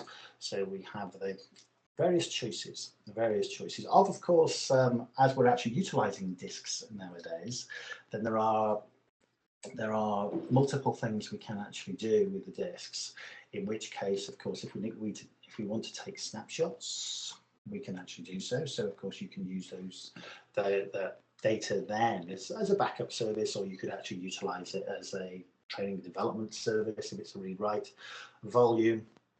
You can actually recreate a disk as a result from it. We can actually use clones from it as well. So all of the necessary, or all of the nice technologies that we can actually do with disks, we can actually utilize again within the good old Cinder requirements. So just taking that round again, not to overemphasize, then if we're then piecing that together, if you think what we've actually got then, so we've got Nova providing CPU, providing the memory requirements from our flavor, our choice of flavor. We can have many choices, and from the added to that, of course, we can have an ephemeral disk set up with that. If we want additional disk space, we can get that from Cinder. Obviously, as well, Glance will be providing OS template for the OS. So we've got a server with CPU and memory, we've got an OS on it, we've got additional disk space on it, if we wish to do so as well. Additional disk space. So as you can see, that's all coming together then to provide very, very quickly. And again, the emphasis very much on how quickly this can actually be done. This can be stood up very, very quickly in a few minutes. So that's what we've actually got as far as Cinder is actually concerned, providing that additional disk space. Okay. The nice thing about it, and just to emphasize again that when I answered the question, but just to underline it very quickly, is that the additional disk space that's provided by Cinder, of course, as I said before, if something happens to the VM, if the VM falls over, doesn't come back up, then we may have a problem with the ephemeral disk. And if the ephemeral disk, as in the root disk, has a problem, of course, we could lose the VM. As these disks and object storage are provided by Cinder, these are separate disks. So any data that's actually on there is still there. So we could actually take those disks, attach them to another VM, and of course we have that resilience there and that maintenance of your data. Obviously, of course, that's not to say that we still need to back up all our data, but in that emphasis, of course, these additional disks would be secured. Right, so moving on from Cinder, that's our additional disk space. Then we've got a slight difference here where we've got Swift, where we've actually got the object store. As far as the object store is actually concerned, then Swift is a little bit like Cinder to a degree, in the case of, if we're looking at the essential core projects that we need, we obviously need Nova, because we need CPU and memory. We obviously need Glance because we need an operating system. And we obviously need things like Neutron for a network. Okay. And as you've got those, you have the fundamental components. If we want additional disk space, then of course we've got Cinder. But you may not need additional disk space, in which case, for this particular VM, we don't need any additional disk space, so we don't need to utilize Cinder. Swift, when I say is similar, is exactly the same thing. At the end of the day, if you've got your Nova, if you've got your Glance, if you've got your Neutron, you have your major components. Cinder will add the extra disks, so that's adding an extra service. Swift is adding an extra service. That's the emphasis and the point I want to make about that. So what you've actually got with, what you've actually got with Swift is an object store. So effectively, what we actually have here is an element of disk space where we can store our objects. So what it actually does is we can actually apply disk space or utilize disk space, and we can set up our Swift rings. And what it will do, and we will ideally keep these separate in separate locations, is that we can set up 3 Swift rings. And then, of course, when we want to preserve some data, when we want to store important information, and of course it may be backups. Now, if you think about Glance, with Glance we've got our OS templates. So of course we've got this image in whatever format, as you saw, there's plenty of images that we could, or types we could actually use within Glance for our OS image, where we're going to store them. One of your options, it doesn't have to be, but one of your options is you may store them in Swift. Now, let's say then, so we're going to store some of our Glance OS templates in Swift, okay? And we're also going to store some of our important files, and we're also going to store some of our backups, and we're going to actually put those into Swift. Now, as far as that is actually concerned, then, what Swift's actually doing, as I mentioned before, we can set up disk space usable by Swift, and we can set up, just for example, for resilience, 3 Swift rings, in which case we can then store our data into Swift. We can use various Swift commands for moving it there. We can use things like curl, things like that, the APIs for moving it as well, the Swift commands. And so we then put it into Swift, and of course it is then saved onto disk. Now, the emphasis there is it's not just saved onto disk, onto a single disk. I did mention that we'd probably set up 3 Swift rings, for example, in which case what you've actually got then is that actual data that we've actually stored to Swift, or that we've actually copied to Swift, which could be a backup, could be 1 or 2 of your Glance templates for storage, could be just important data and files we don't need to access that frequently, will actually then be replicated. So that will actually be replicated, in which case, of course, that will then, as an obvious system, maintain our data integrity, and so we have the resilience placed within that as well. So as far as Swift is concerned, then anything, if you think about it, anything that we don't need to actually access quickly, anything that we're not using minute by minute on a daily basis, where access and speed of access is very important, then it can actually be stored into Swift. And of course, at the back end of that, because we set up the Swift rings, because we actually have our Swift provides the various replication, then the integrity of our data is actually preserved. So it's the usual type of thing where we can actually store things to disk. It's very accessible, but it's obviously going to be a little bit slower, but very, very useful. And so, as we got the emphasis on here, inexpensive, just used allocated disk space that we actually set up and can set up across various servers. And this can act as our backend for Glance and things like Keystone we've not actually talked about yet.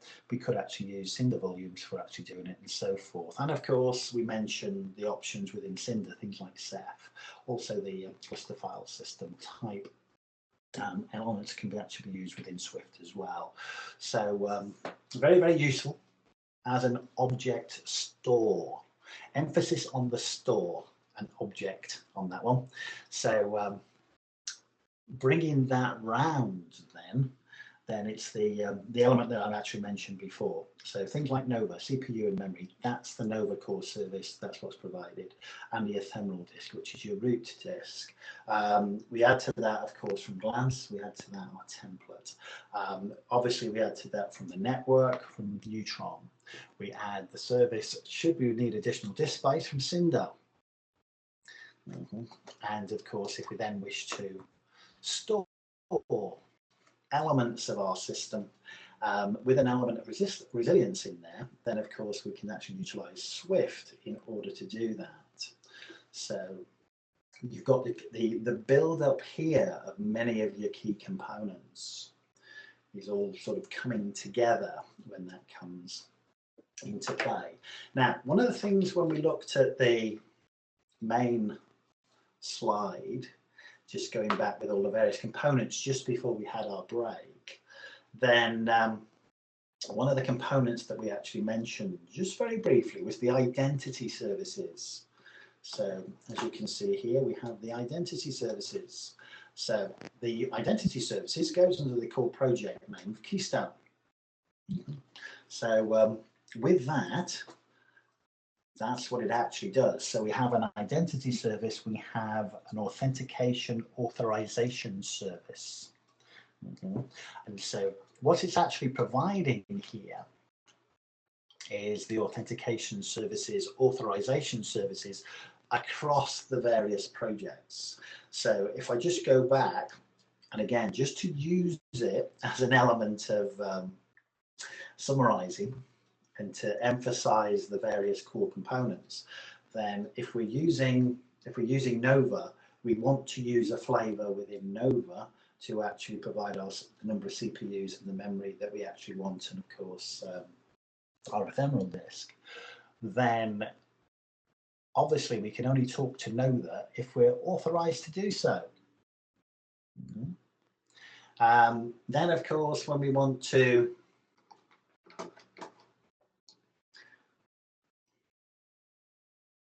when we then want to access the Glance templates for our OS, let me just quickly break off. I've seen your question, Peter. I'll answer it very shortly. When we then want to actually access Glance to provide that OS template, then of course we need to be authorized and authenticated so that Glance understands who we are and we have the appropriate permissions. If we then go to add additional disk space via Cinder, then of course we need to, or Cinder will check with the identity service with Keystone that we're actually authorized for it to be able to produce the disks to create the block storage that we actually wish to use, and for that to then be added to the flavor and to the VM that we're actually setting up through Nova and with the operating system from Glance. Same type of thing again when we're actually utilizing Swift. So Keystone has a major role. Keystone is, not to underemphasize it, is your authentications. No authentication, no service, no project. Simple as that. So quite important.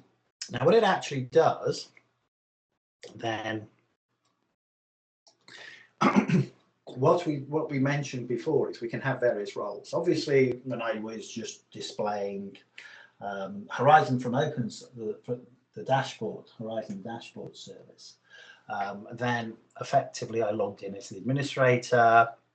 As the administrator I have a great emphasis and various authentications across the core services. Now, within that, of course, as we mentioned before, you may have a separate network administrator, you may have a separate server administrator, you may have a separate storage administrator, you may have somebody within a project or a tenant who is just a member. Okay.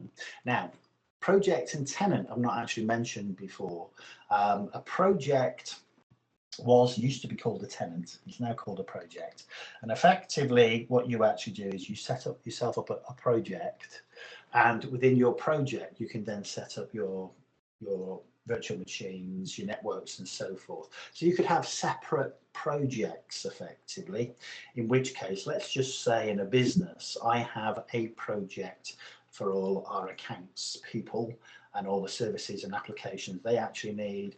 I have, and the network they need, I have a separate project for everybody else in the company. For all the sort of web services that we're actually developing, this type of thing, and they're completely in separate projects. Now, if I actually had a user for the accounts project, all they can see is all the services that are in accounts only in that accounts project. A member that's been created for the everybody else project can only see that. But me as an administrator can see both. So, and of all of this, of course, and it comes back from the Keystone service. So what you'll actually find is that your Keystone service is the essential security element effectively within that. So that what it's actually doing is making sure that, first of all, that you log on with your username and password. If you do actually log on, what level of authentication do you actually have? Are you allowed to talk to Nova? Are you allowed to interact with Glance? Are you allowed to add additional disks from Cinder? These type of things. And so that's what Keystone is actually doing. So as you can see here, we have our user and our tenants roles. This is why I mentioned about tenants. Tenants is still used, but we now call them separate projects or projects. So as I said, we had the finance or the accounts project, and we had the everybody else project within the business, and so it's two separate projects, like two separate branches and so forth. And so that's what's actually there. And of course, within that, we have our RBAC services, role-based access controls. So again, we can provide the various wherewithal so that the network administrator can talk to Neutron, and the server admin can use Nova and Glance, and the storage admin can use Cinder. So all of that is what's actually happening here within Keystone. So again, it's that authentication, authorization. As you can see, we can actually integrate that with external resources such as LDAP, Lightweight Directory Access Protocol, SQL, and good old PAM, pluggable authentication modules, just to name but a few. So they can be authenticated with that. If we just look at the picture on the side here, then as we mentioned before, we've got our compute services, which is Nova. Okay, we have our network services, which of course is providing the network services to our systems, to our VMs. And of course, what's actually happening here is we log on, we want to talk to Nova.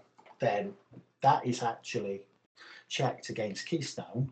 Keystone says, yep, you're okay, you're authorized, and a token is then provided, and the Nova services will do what we require because we have the authentication. We then want to do something with the network, so we go to the Neutron services, and effectively Neutron then, when we make the call, talks back to Keystone to make sure we have the authentications within the Nova services, and provided that's okay, a token is provided and so forth, and everybody's happy. So as you actually access each service, then that is actually checked back with Keystone, so that if you don't have the necessary authentications, you wouldn't be able to use that service. Hence the reason we can put people into separate administrative roles or non-administrative roles. That's the way that actually works. So that's Keystone. Keystone, a very, very vital element, as any system actually is. So useful. So good stuff. So hopefully that makes sense. Yeah, just to emphasize, I have noticed your question, Peter, not a problem. We will come back to it during the question and answer. It will not be forgotten, I can assure you. Right, so that was Keystone. Obviously, a vital aspect of life on any server is, of course, the good old network. The good old network. It's a little bit overemphasized as far as my highlighter goes there, but what we've actually got as far as your network service is concerned is good on Neutron. As you'll see, it says Neutron / Quantum. Quantum was its previous name. A little bit like projects and tenants. So things do evolve, things do actually change. Things do actually change names. So that's the way it actually goes, and that's our industry, isn't it? Now, what you've actually got here then, Nova is your network. Nova is your network services. No, it's not, sorry. Neutron is your network services. Sorry about that. Neutron is your network services. Too many N's. Apologies for that. Nova, of course, is your compute services, your CPU and your memory, and your various flavors of standing up your servers. Neutron is your network services, previously known as Quantum. So what you've actually got as far as the specific here, notice it says tenant specific networks. Tenant, again, interchangeable word with project. And since Grizzly, so what does that mean? Since Grizzly. What you've actually got as far as OpenStack is concerned, it's something we'll actually have a look at a little bit later.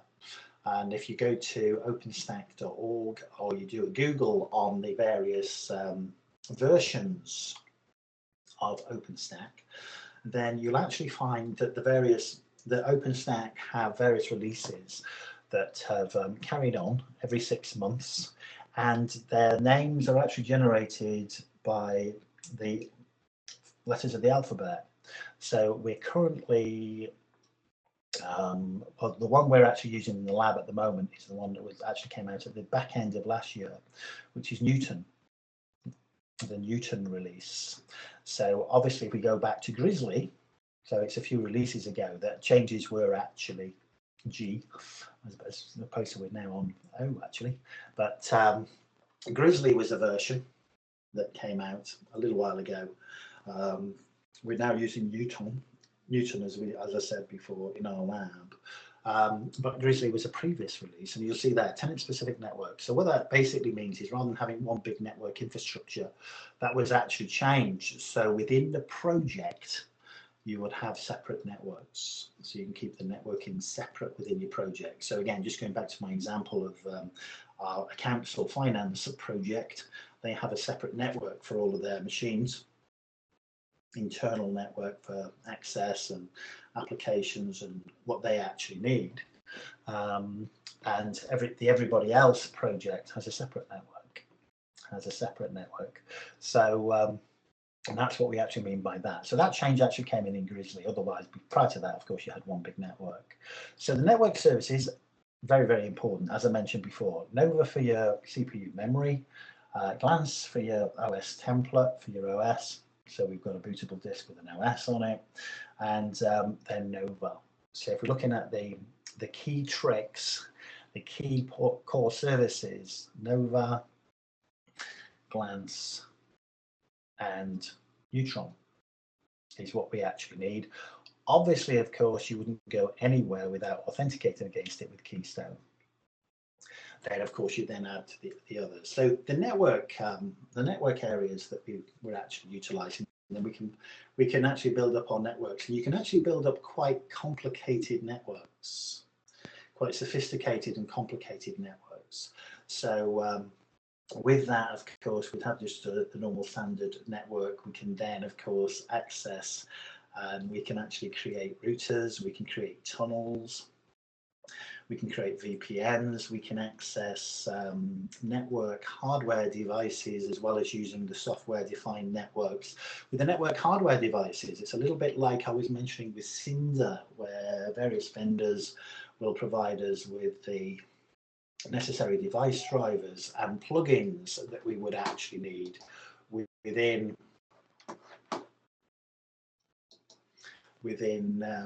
OpenStack, so that we can access their disk arrays. Same type of thing if we need to access the interfaces, ports within various vendors, switches and routers, then the necessary device drivers are provided by various network capable phones that provide these hardware solutions. So they can all be utilized, so that then effectively when we're actually setting up a particular VLAN, for example, we can connect to a particular port on a particular switch and configure network access for that VLAN.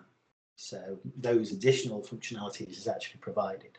So as I mentioned, effectively, then your networking we have the capabilities of some quite complex network topologies, if that is actually what's required. It's at the end of the day, of course, we don't want to make anything more complex than it needs to be, and so that's quite an important aspect of that. But should we need that complexity, should that be a requirement of what we've actually got, then we can actually do it. And as you can see here, things like GRE, things like VLANs, extended VLANs, all of these capabilities are actually there, plus tunneling as well. And you will see non-smart switches, vendor plugins for smart ones.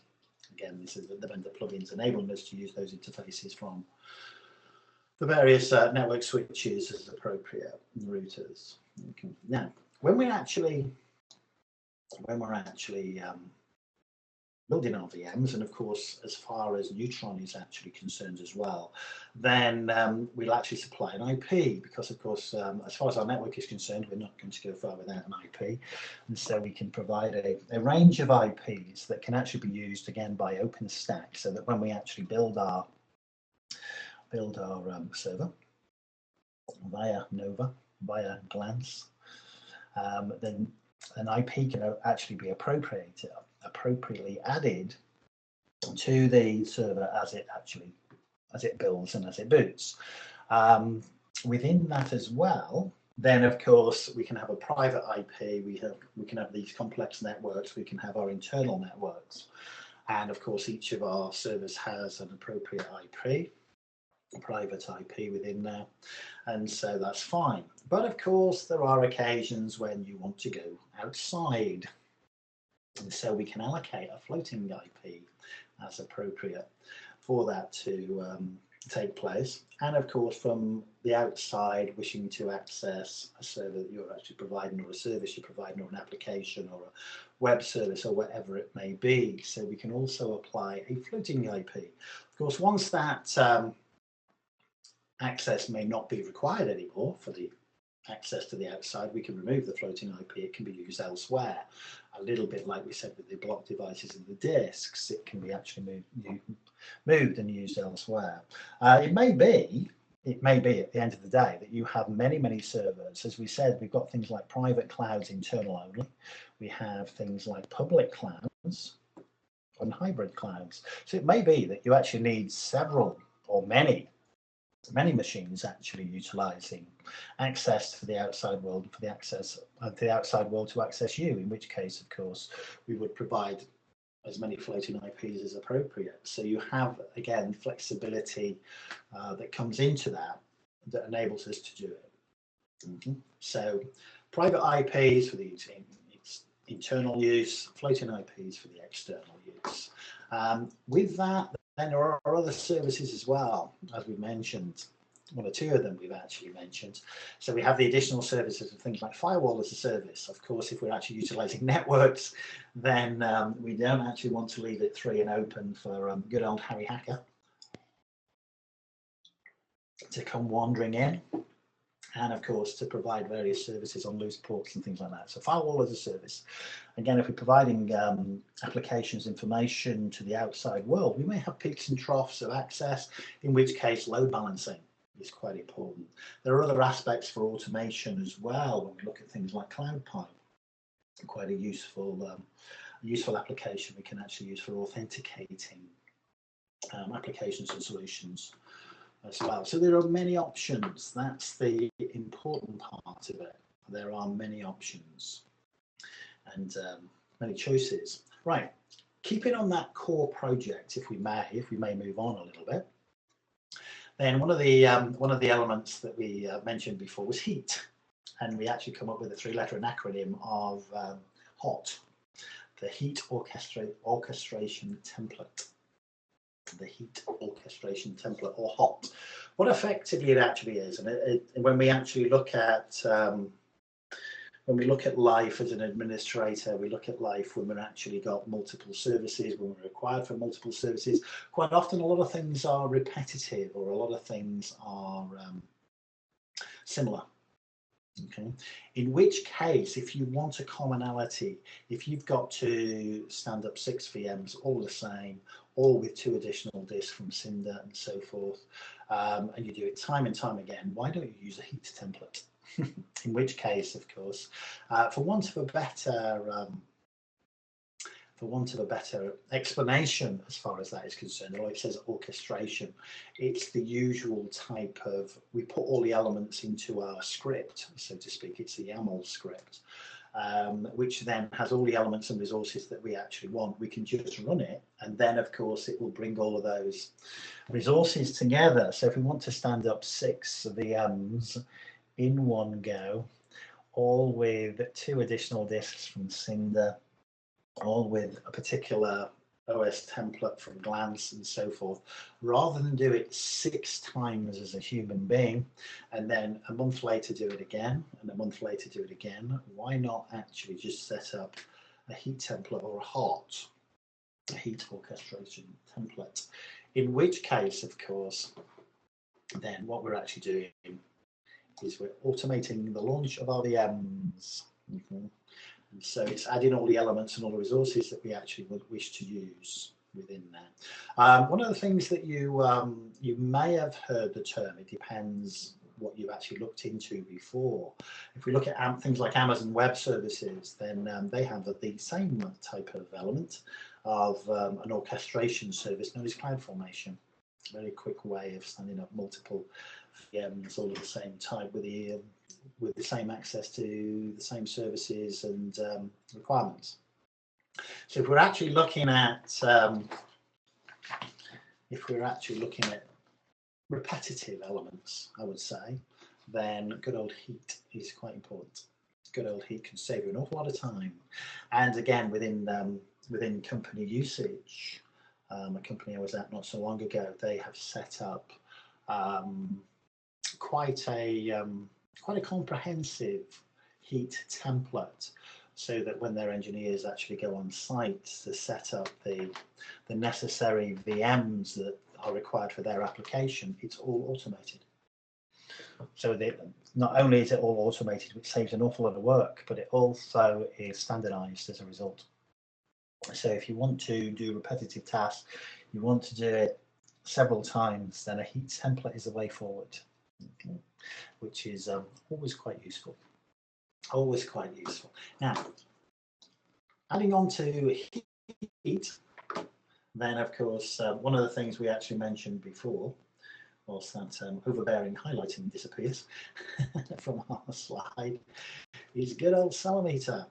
Good old Ceilometer, the telemetry. Now, one of the things that we need to actually do is sort of monitor things. So what's actually happening, what activities have we actually got, and of course, when it comes down to it, we have these various resources, and we will have them multiple times, of course. And so we actually want to know what we're actually using, and various emphasis on what usage we've got, how much of that is actually being used, what's still free, and so forth. And so as far as monitoring and metering is concerned, so giving us an overview of what's actually in use, what resources we're actually using, then of course we have Ceilometer. Okay. Now, what you've actually got within that, then we can see what's in use. We can, as we mentioned actually before, then if the emphasis on monitoring and metering of what's actually being utilized within a project. So let's just say, for example, I use my project to accounts again. And then with accounts and in accounts, they're using, let's just say, 10 virtual machines. Each virtual machine has 4 cores, has 4 gig of memory, has 24 terabytes of disk space, all of these type of things. Then I may want them actually to pay for it. In which case, if it may be just on the amount of things they've got, or it may actually be how much of that resource they actually use within that. So if you're actually looking for that type of thing where you can then specifically invoice them for what is actually required, then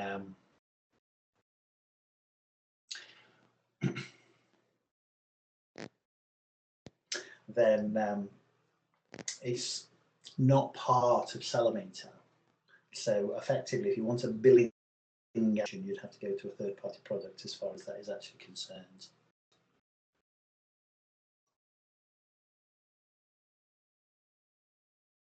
Excuse me a minute. There's just a question appeared from Sandro there, which I'll actually have a look at when we come to do the question and answers.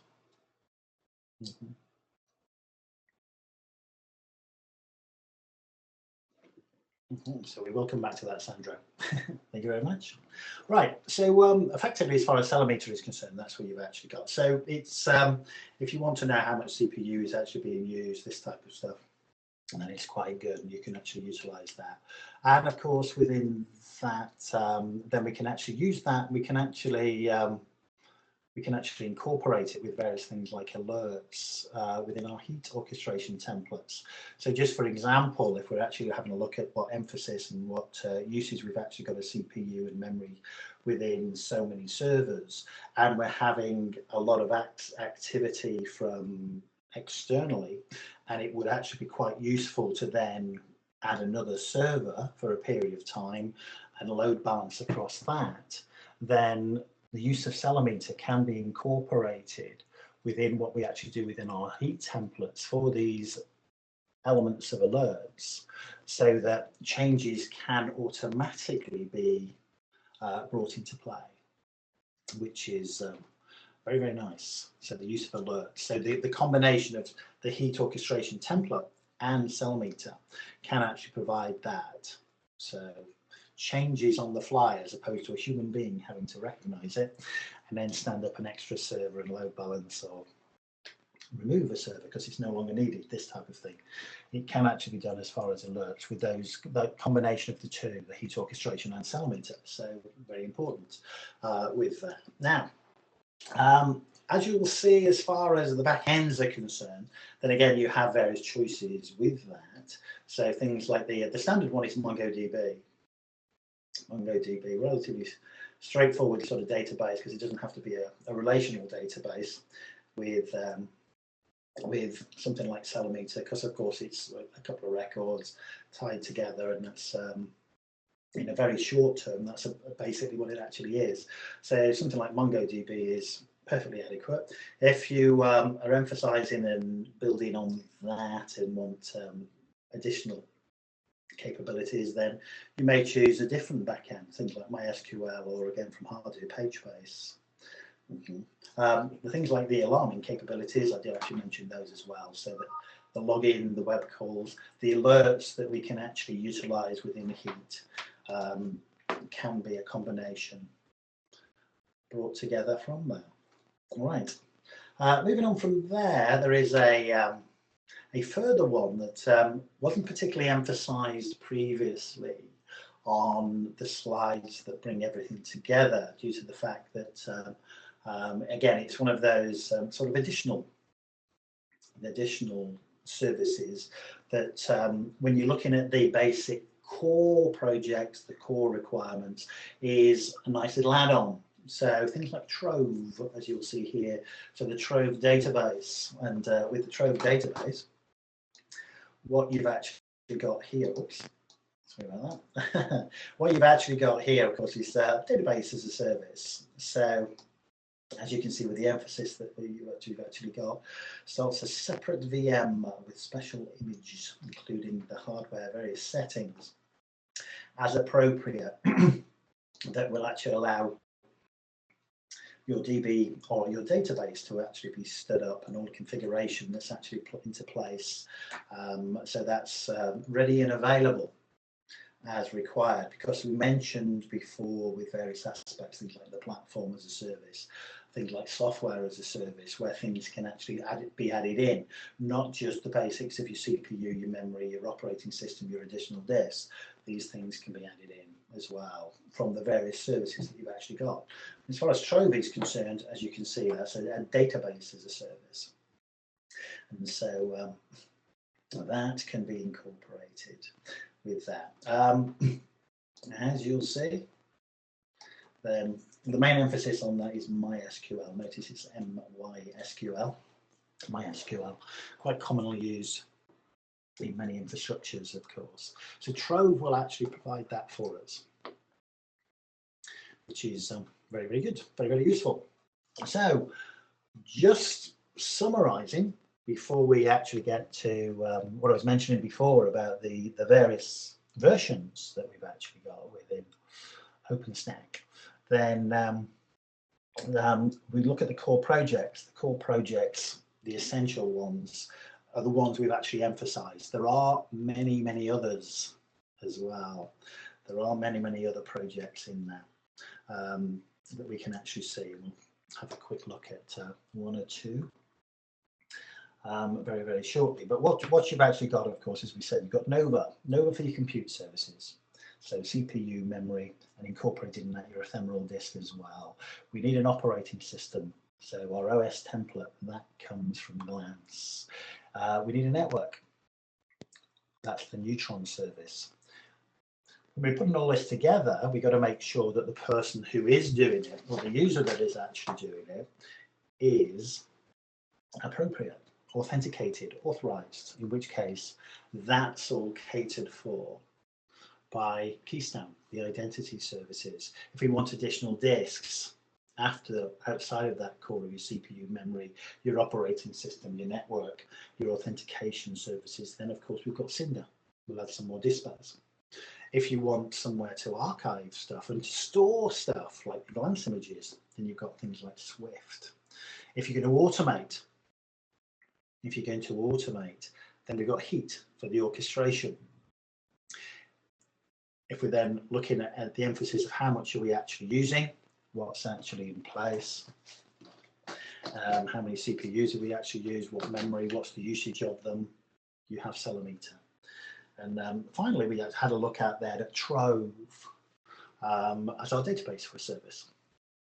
Okay, so you put those various components together, and as you can actually see what those services are actually providing through one interface, whether that be the command line interface, whether that be through Horizon, then we have all the elements we can actually put together, because all of these services are talking to each other, and that's how we can put things together very, very quickly. So nice set of services using the technology that we now have, so that it gives us that flexibility and that capability to actually stand things up very, very quickly. Okay, so hopefully that makes sense.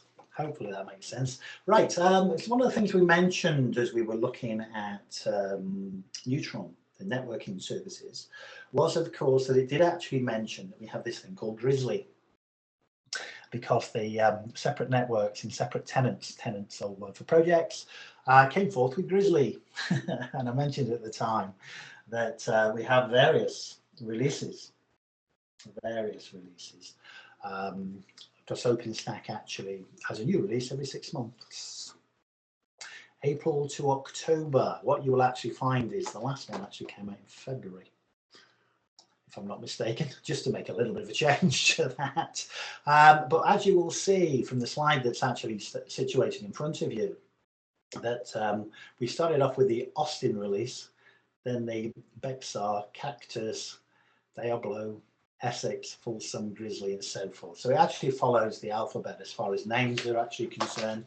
And names are actually picked in advance. And if you are known to OpenStack and you contribute, then you would actually get a survey to ask about what name would be suitable for future releases, as I did recently. So as you can see there, if you wish to know when the things and what releases were when, and the major changes, now I emphasize that as major changes because within each release there's usually a lot of additional services added each time. So as you can see, good old Austin, going back to the January 21st of 2010, Nova and Swift, which should ring a bell hopefully when we talked about Rackspace and NASA actually combining together at the very start, because we had the Nova service for the compute, of course, Swift for the archiving element, or the less frequently accessed storage element that's got the resilience of the replication. Okay. Then, of course, we get to the next release in 2011 Feb. Then you add Glance to that, so that's your OS templates and so forth. We then look at Newton, which is where our labs are actually situated at the current time. Okata, as we said before. Then just to be a little bit different, when we actually put on slide April and October, came out in February. Ours and Neutron just one back, and of course, as you can see, there were quite a few services added at Neutron. Things like Freezer, of course, interesting name for actually storage of stuff that you're not going to actually use that often. It's sort of a common play with Amazon with their Glacier, which again is similar to Swift. Within that. As far as the distribution as services is concerned, then what you've actually got as far as the services are concerned, then we have the various services as we've actually mentioned, and you have various machines that they actually run on within that. So they can all be distributed all in one should you actually wish to do so. As I said, you can actually set up OpenStack with a singular service. When it actually comes to where things are actually placed, then we have a distribution of the IT functionality or the infrastructure as a service across several nodes. And with that, then that scale out aspect is actually done, and the services talking to each other through their endpoints, as they're actually known, via the RESTful state change APIs, or the RESTful APIs, application programming interfaces.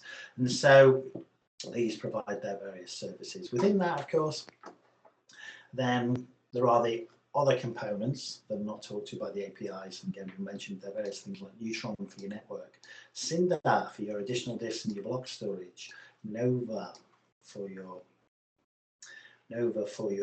CPU, memory, terminal disk. And of course, we have various things like the Nova scheduler. Just very briefly, what's actually going on there, although you can influence this with weightings, is, let's say, for example, I have 3 compute nodes. So the compute nodes basically is where I'm going to stand my VMs, and I'm going to use the CPU and the memory and a bit of disk space from. And so what the Nova scheduler does, and what the schedulers do, is effectively, if I want to stand up a VM, then the scheduler will look at how busy the compute nodes actually are. And let's say I have 3, and let's say the world is equal. Compute node 1 and compute node 2 both have 5 VMs on them. Compute node 3 only has 3 VMs on it. It's highly likely then if I stand up a new VM, it'll go onto compute node 3. So again, it's that load balancing distribution of the services that is actually there. So there are various components that are managed, and that load balancing actually comes in. And as far as our services are actually concerned, certain things don't scale out naturally, as you can actually see. So of course, when it comes to things like the databases, that type of stuff, and of course the message queues, when we're looking at resilience, when we're looking at clustering, this type of thing, then the advanced message queue service that is the standard one doesn't scale that well, particularly when it actually comes to things like the resilience. So for that type of thing, we can use things like Corosync and clustering, and within that RabbitMQ, which you may have come across before, because that does have the ability to fail over. Keystone. Then, as far as that is concerned, Keystone is, without Keystone we get nowhere, of course, because that's our authentications and our replicators and our authenticators, in which case, of course, we need to make sure that that's clustered and replicated. But of course, all of this emphasis and greater emphasis on that you would actually see when we, if you do the 104 course, we would emphasize a lot of that. As far as distribution of the various services go, then as you can see here, we have things like the controller node. The controller node will be running many of the services and most of the services, and of course we, as you would actually expect. At the end of the day, all of this could actually be on one system for trial and development testing, or a very large system if you're actually going to stand up quite a few VMs, but obviously would need to be. But when you can see the distribution of the services, then of course you can see here the Neutron server is, its base point is on the controller node. Horizon, the dashboard, runs on the controller node. Good old Cinder services run on the controller node. Glance, controller node. The Nova APIs run on the controller node. As you'll see, we have our compute nodes here that also have the Neutron agents, layer 2 Neutron agents, the Swift as appropriate if we're actually utilizing that, and of course the Nova compute elements. Because at the end of the day, when we're using Nova and a Nova scheduler comes in, if we've got multiple compute nodes, this is where it will assign which compute node the VM will actually start on. Okay, Keystone, of course, you would expect Keystone to be as part of your controller node. And of course, from there, the start of the Swift proxy, and then we have the various Swift rings on separate services and the message queues. Excuse me. Excuse me.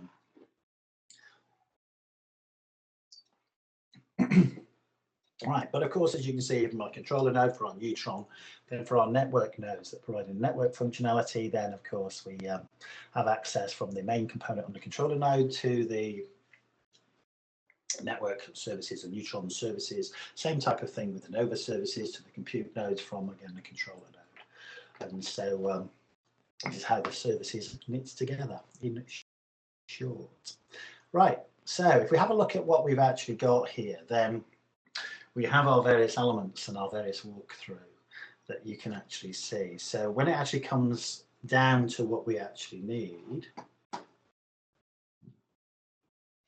then we have, of course, our network services, which is good on Neutron. And of course, as far as that is concerned, then as far as the network services are concerned, that's providing our network capabilities. Obviously, the start point, let's not forget good old Keystone in here. The start point is your compute services, which is Nova, so your CPU and memory.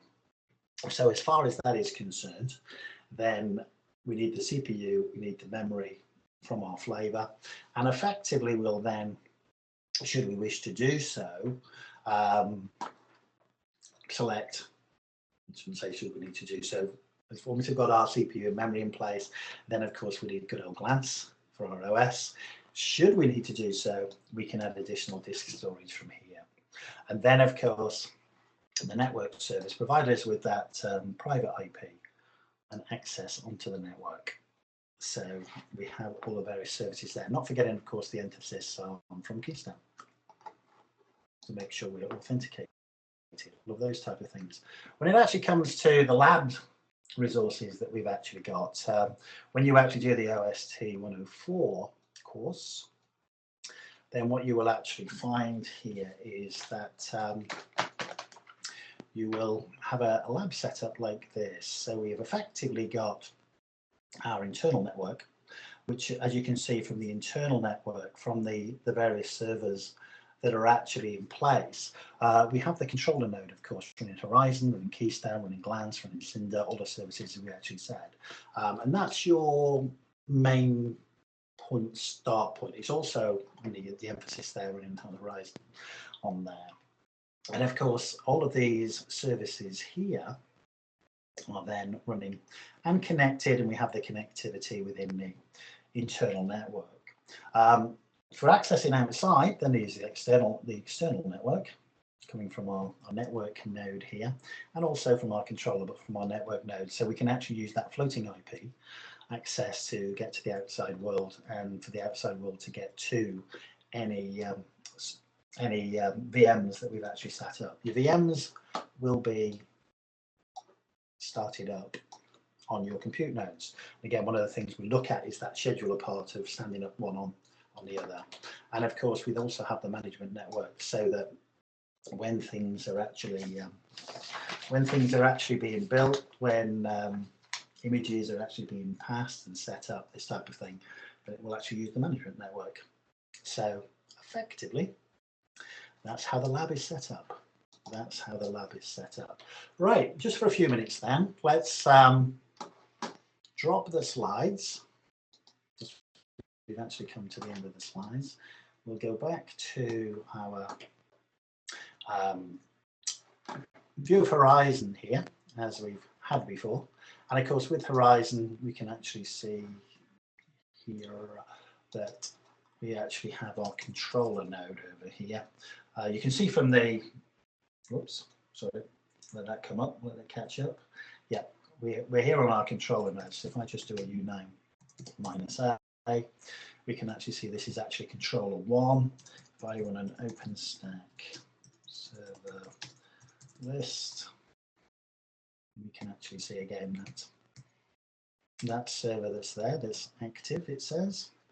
And then going back to Horizon, we'll just utilize Horizon for the moment, in which case, of course, we can see what we've currently used. So we've got our various instances. When it comes down to it, in here again, we've got our computes. Oops, that's just timed out. That's unfortunate.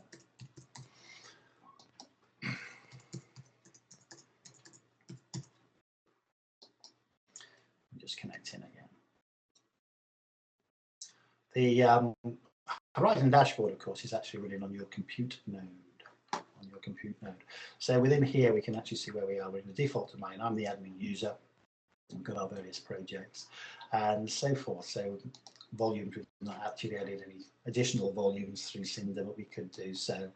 Instances, we have our instance there, which it says is actually active. Let me just very quickly check, in which case can we actually access it yet.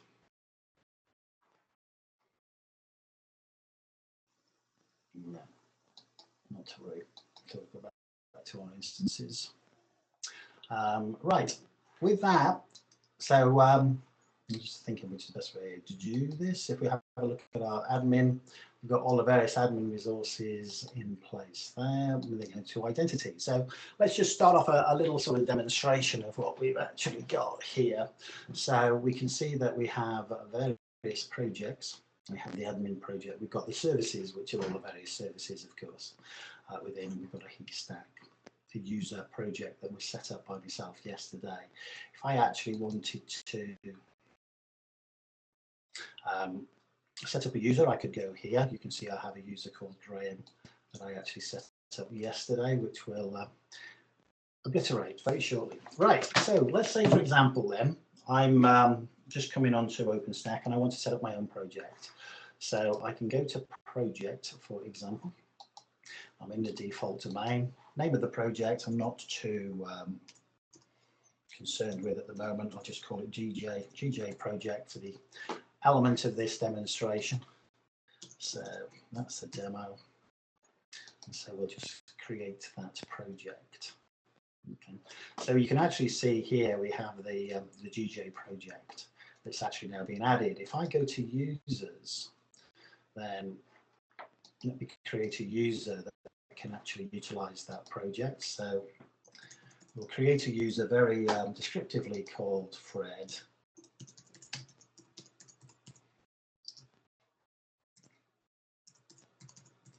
For our demo purposes, I'm not too bothered about email. Let's give it a password.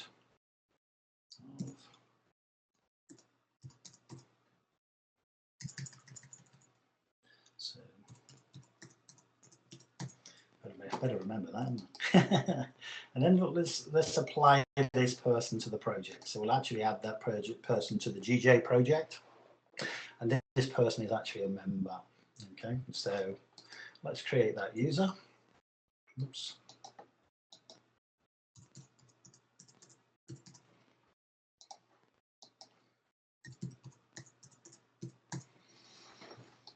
We'll create that user. We've not missed any other boxes.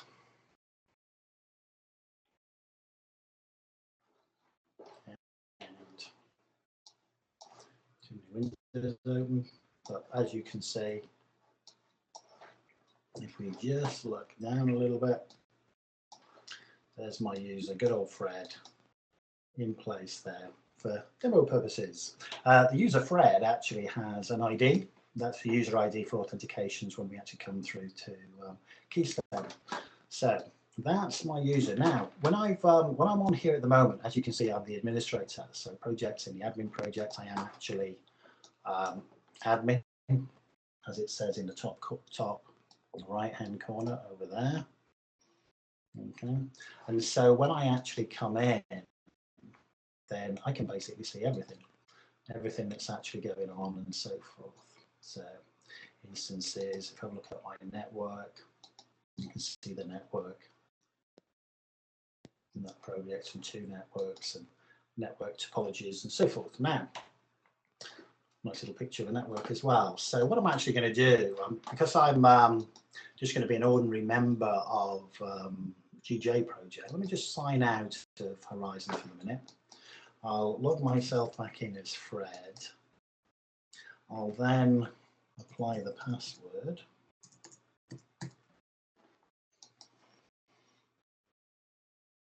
And of course, I've now come in, and as you can see, if we look at our instances, things like that, we don't have any instances. Because if we look at the top here, you'll see that I am actually in the GJ project now. I'm not in the admin project, and I'm actually the user Fred. And so Fred doesn't have full admin capabilities. So therefore, he can't see any of the projects. This is what I was mentioning before. So good old Fred is there without any wherewithal to anybody else but the GJ projects. If we go and have a look at things like the network, let's have a look at the network topology. We've actually got the external network available here. So with that, what we'll actually do is have a look at creating ourselves a network, and we'll create ourselves an image within our project, which of course again would only be seen by good old Fred in here. So if we have a look at things like instances, then see we have no instances at the moment. I could launch an instance, for example, so I'll give it an instance name. So Fred prod, we'll actually call it. It's in Nova. I could create multiples if I wish to do so, but I'm only going to create the one. If I then go to next, I'll use an image. Okay, create new image, yes. Volume size, let's make it 2. And then as far as that is actually concerned, then we then move down to which flavor we actually want, which template we actually want. We got a template here which is QCOW, so I'll use that one. So just hit the little point there, and the source of my VM is going to be a QCOW, and effectively a Cirrus that's the glance element, that's the OS template. So that's sorted. So I'm going to boot sequences from an image. We're going to have a 2 gig size ephemeral disk. We're going to use the Cirrus image as far as that goes. If we move on to the next, then we need a flavor. If you remember, I emphasized the word flavor from Nova. From Nova, and the flavor is basically what CPU and what memory I actually want. As you can see, there's quite a few images here. For the demonstration purposes, I'm only going to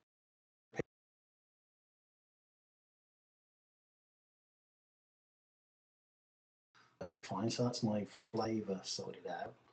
As far as my network is actually concerned, I don't have a network at the moment, so we can add that later. Network, don't have that. Security group, I'll just go for the normal security group. If I want key pairs, SSH keys, this type of thing, I can introduce them here. Other configuration scripts I may wish to add that can actually set up things for me. I'm not particularly in server groups. Schedule a hint as to where it actually starts. I'm not that bothered at the minute. Any other information that comes from there? We can actually use metadata, and eventually when that comes through,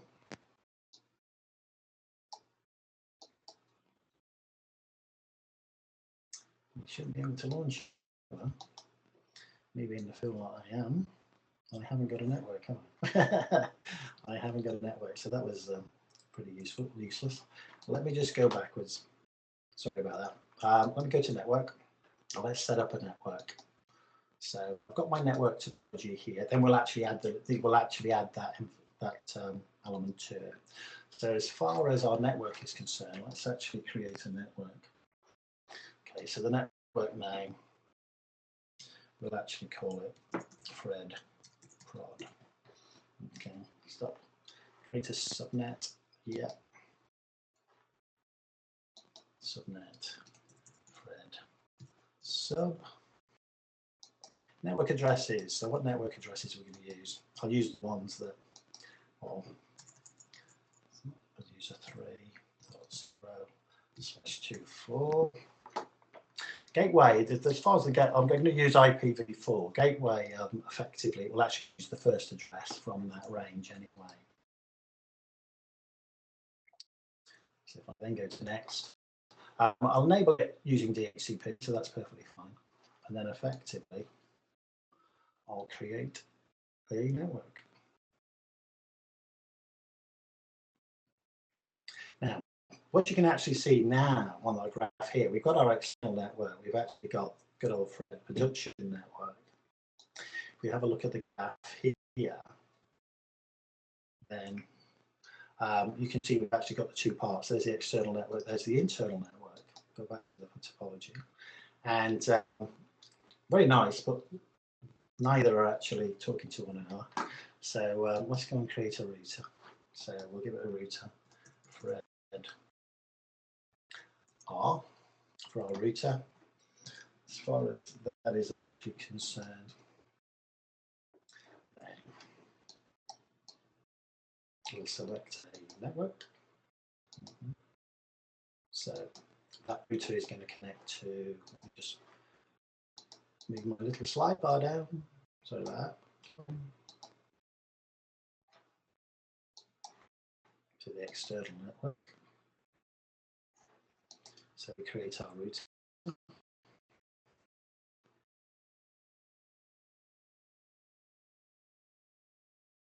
And we actually have a look at that. And of course, as you can see now, we've got an external network and we've actually got a router there. Now, as far as our router is concerned, so that we can actually connect to our internal network, we need to add an interface. So select the subnet. So good old Fred Prod is our subnet. Our IP range is optional. They're not too bothered about that, in which case we'll add that. Subnet.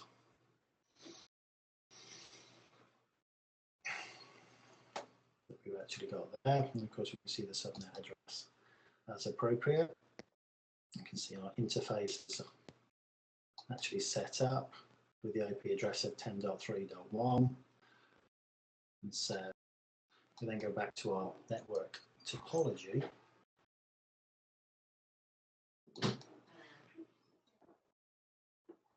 And our networks, we've actually got Fred Prod there. And we can see what's actually in place with the Fred subnet and the various interfaces. And so we have the various choices. So if we then look at that, we can actually see that our two networks are actually connected together, which is kind of good. Then, of course, we'll actually launch an instance. So there's a nice little button here that says launch instance. So we'll actually use Fred serve Nova, count the one, as we actually said there. We'll actually use an image. Okay. Make that 2 gig. We'll actually use the Cirrus template that was previously built for us, which is our OS image. And again, when it comes to the flavor, we'll select the tiny image with just our one virtual CPU and our RAM.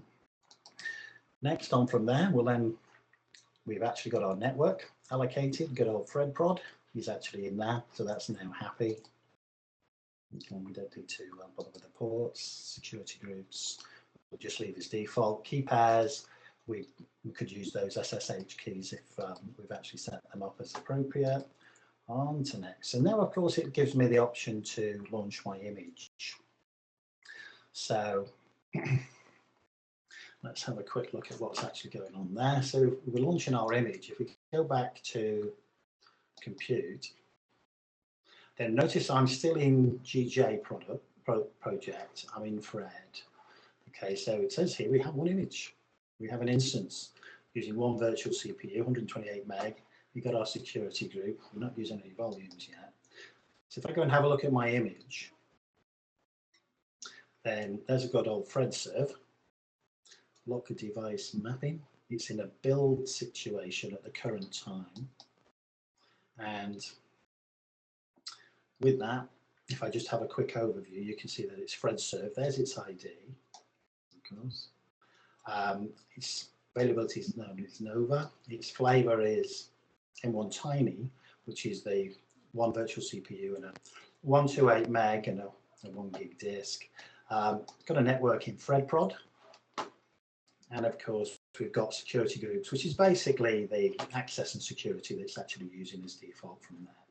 So if we then have a look at our log, once our log loads, just unable to do it just at the moment, but it will come back very shortly. Let's have a look at our console. Not quite ready yet. That's what it's actually doing at the moment. It's still building.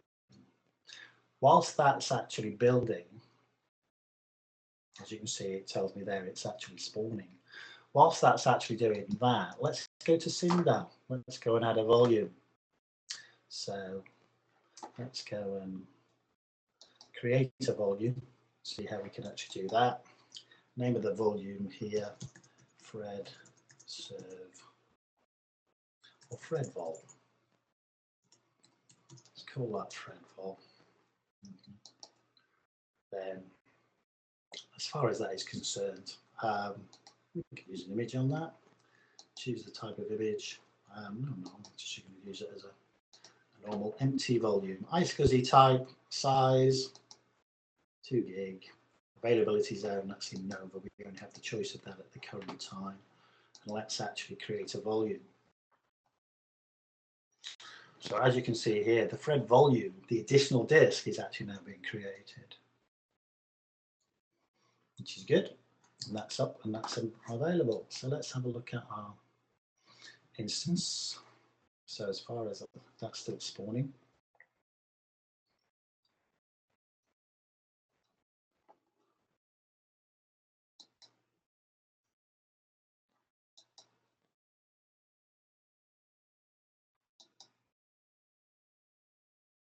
It's interesting.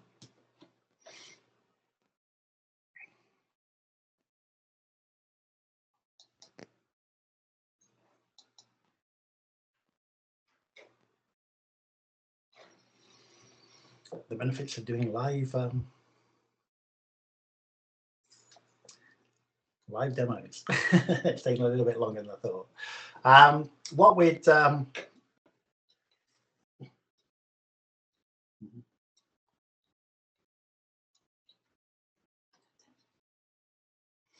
okay, so that's still spawning. So what we've actually got here, and yeah, still not coming up. Looks like your instructors just missed something out while doing a demonstration. I do apologise. I can only apologise for that. We'll see what actually happens with that. So that's still spawning for whatever reason. Okay. Okay. I don't want to overrun too much, but what we'll actually do, let's just sign out of there. Let's just go back here as admin. Let's just make it so. So while we're actually doing that, let's just have a quick look at one or two questions as well. So as I'm back in as administrator, and then so you can actually see all the projects now, including the GJ prod. So if I go and have a look at admin, let's have a look at the overview of what we've actually got, our various projects, compute, and the overview. Then we can actually see I'm actually in the admin project here. Again, so let's just have a look at a couple of questions just to keep things nice and neat. Right. So Peter came up with a question a little while ago. So could you help me to understand more deeply the difference between object and block storage by providing examples of each one and one typical user case, and why it is better to use object or block compared to the opposite? Thanks. Right. The block storage effectively is when you want additional disk space, which is what I was actually going to demo there before. Whilst we're actually talking about this, let me actually just have a look at test one, which we actually built before. Is it actually up and running, or is it still causing a problem? Right. Okay. Now, test one, I can get rid of actually, so let's just delete that instance. What you've actually got with block storage comes underneath Cinder. As far as Cinder is actually concerned, then this is where we add additional disk space. So you're looking at additional disk space that would be used on your server for your standard access to an application, to files, to everything you want on a daily basis, on a current basis. So we need more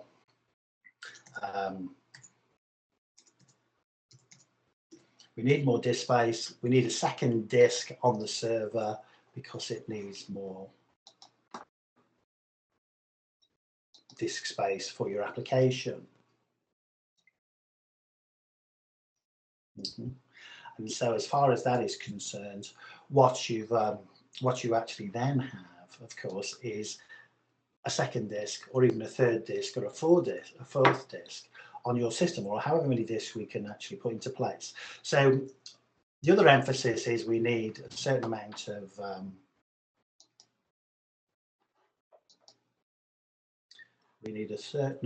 disk space, again, to add an application, for example, in which case we'll add a second disk to your server for the daily basis, and that's your block storage. Okay, so that's what we're actually going to use with that. So use that one. So your object storage is where we would actually just use a storage backup area that we're using frequently. A storage backup area that we would use frequently. So as a result of that, this is where Swift actually comes in. So my templates for my OS, effectively, that's where I would possibly store those. If I've got backups, I'd go and store those in the object storage. I mean, at the end of the day, it's still using disk space, and as a result of that, it's where we actually store things that we need infrequently, effectively, or we don't need it on an actual day-to-day basis. Okay, so we don't need that there. So your block storage is additional disk. Now, if everything's worked out properly here, then there's my new VM I've just created, as you actually saw while I was answering the question. We now have, as you can see, we now have a login. If I go to the console and have a look here, then the image has actually got the login already in place. So this is where those root key allocation comes in the SSH keys. So if I actually log into here now, I just built this VM just now, and it took what, 2 or 3 minutes. I apologise for my first attempt. I obviously missed something out, so I do apologise for that. Now, what we'll actually see here, let me just very quickly, now answering the question about the block devices, if I do if I just quickly do an fdisk -L, we will actually see that this system has just the one disk. VDA, if I do a list BLK, we will see it just has the one disk, which is the root disk. Okay. So let me just go to volumes then. What I'm going to do now is go to Cinder and actually add another volume. So if I add a volume, and again, I'll actually put this onto volume name, grey VM vol. So I'll actually add that there. Empty disk, iSCSI, Nova, create my volume. Then we can actually see grey vol here is actually being created and it's available. If I now go and say volume, back to my instances, go to my instance, whoops, go to my instance in the overview here and use the pull down, you'll see that effectively I can attach a volume. So if I use that one, and I should be able to see grey vol with its ID. If I then attach the volume, then we should have, if we then go to the overview, CPUs, security group, used volumes 2 of 10, go back to my volume, go to grey VM again, which we saw previously had the one disk. Now emphasize on here again.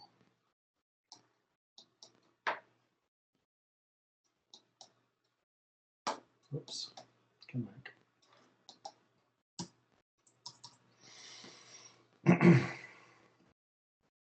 Just start that up just to make sure. You can actually do this on the fly, but I hit the wrong button, so root, make it so. I'm in, if I do an fdisk -L, then we've actually see that you've actually got the second disk there. If I do ls blk, then you can see that I now have 2 disks. I have the second disk. I would have to actually, because I created an image with no, just a very blank disk, I can now go and partition that up, create file systems on it, and then mount those up, and people can use them. So you can sort of see very instantly that it is actually available now. So that disk is actually there. And so I've added an extra disk. I can now partition that up. I can now build a file system on there. Just very quickly, if we just have a quick look at this VM now and have a look at the networking aspect, then we can actually see within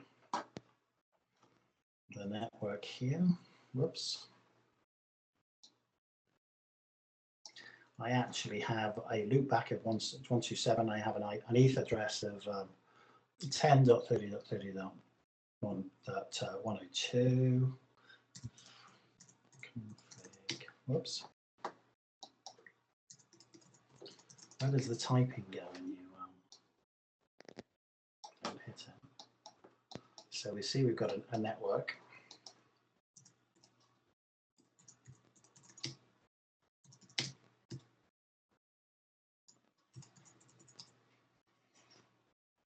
Okay, so I've got two addresses on there. So they're both internal addresses. They're both 10 addresses. So if I do a ping of 126.58.212.99, which is an external address, we can see, we can actually see it. Now the reason we can actually see it is a little bit beforehand, when we had a look at our image here, we actually applied, or I applied separately, a floating address whilst we're answering various questions. So I can actually get out to the external world because we applied a floating address to it. So it has a floating address as well. If I took that floating address away, then we wouldn't be able to see the outside world. Simple as that. But as you can see there, what we actually did, following my mistake in the first place, is we actually put a network together and we built a VM. And on that VM, we now have an additional disk. And I did that in what, 10 minutes? 10 minutes. Okay. So a VM up and running with an OS on it, an additional volume added, which I can now create a partition table on, add additional file systems, mount them up, add applications to. And of course, we've got a floating IP so we can see the outside world. And the whole thing done in 10 minutes or even less.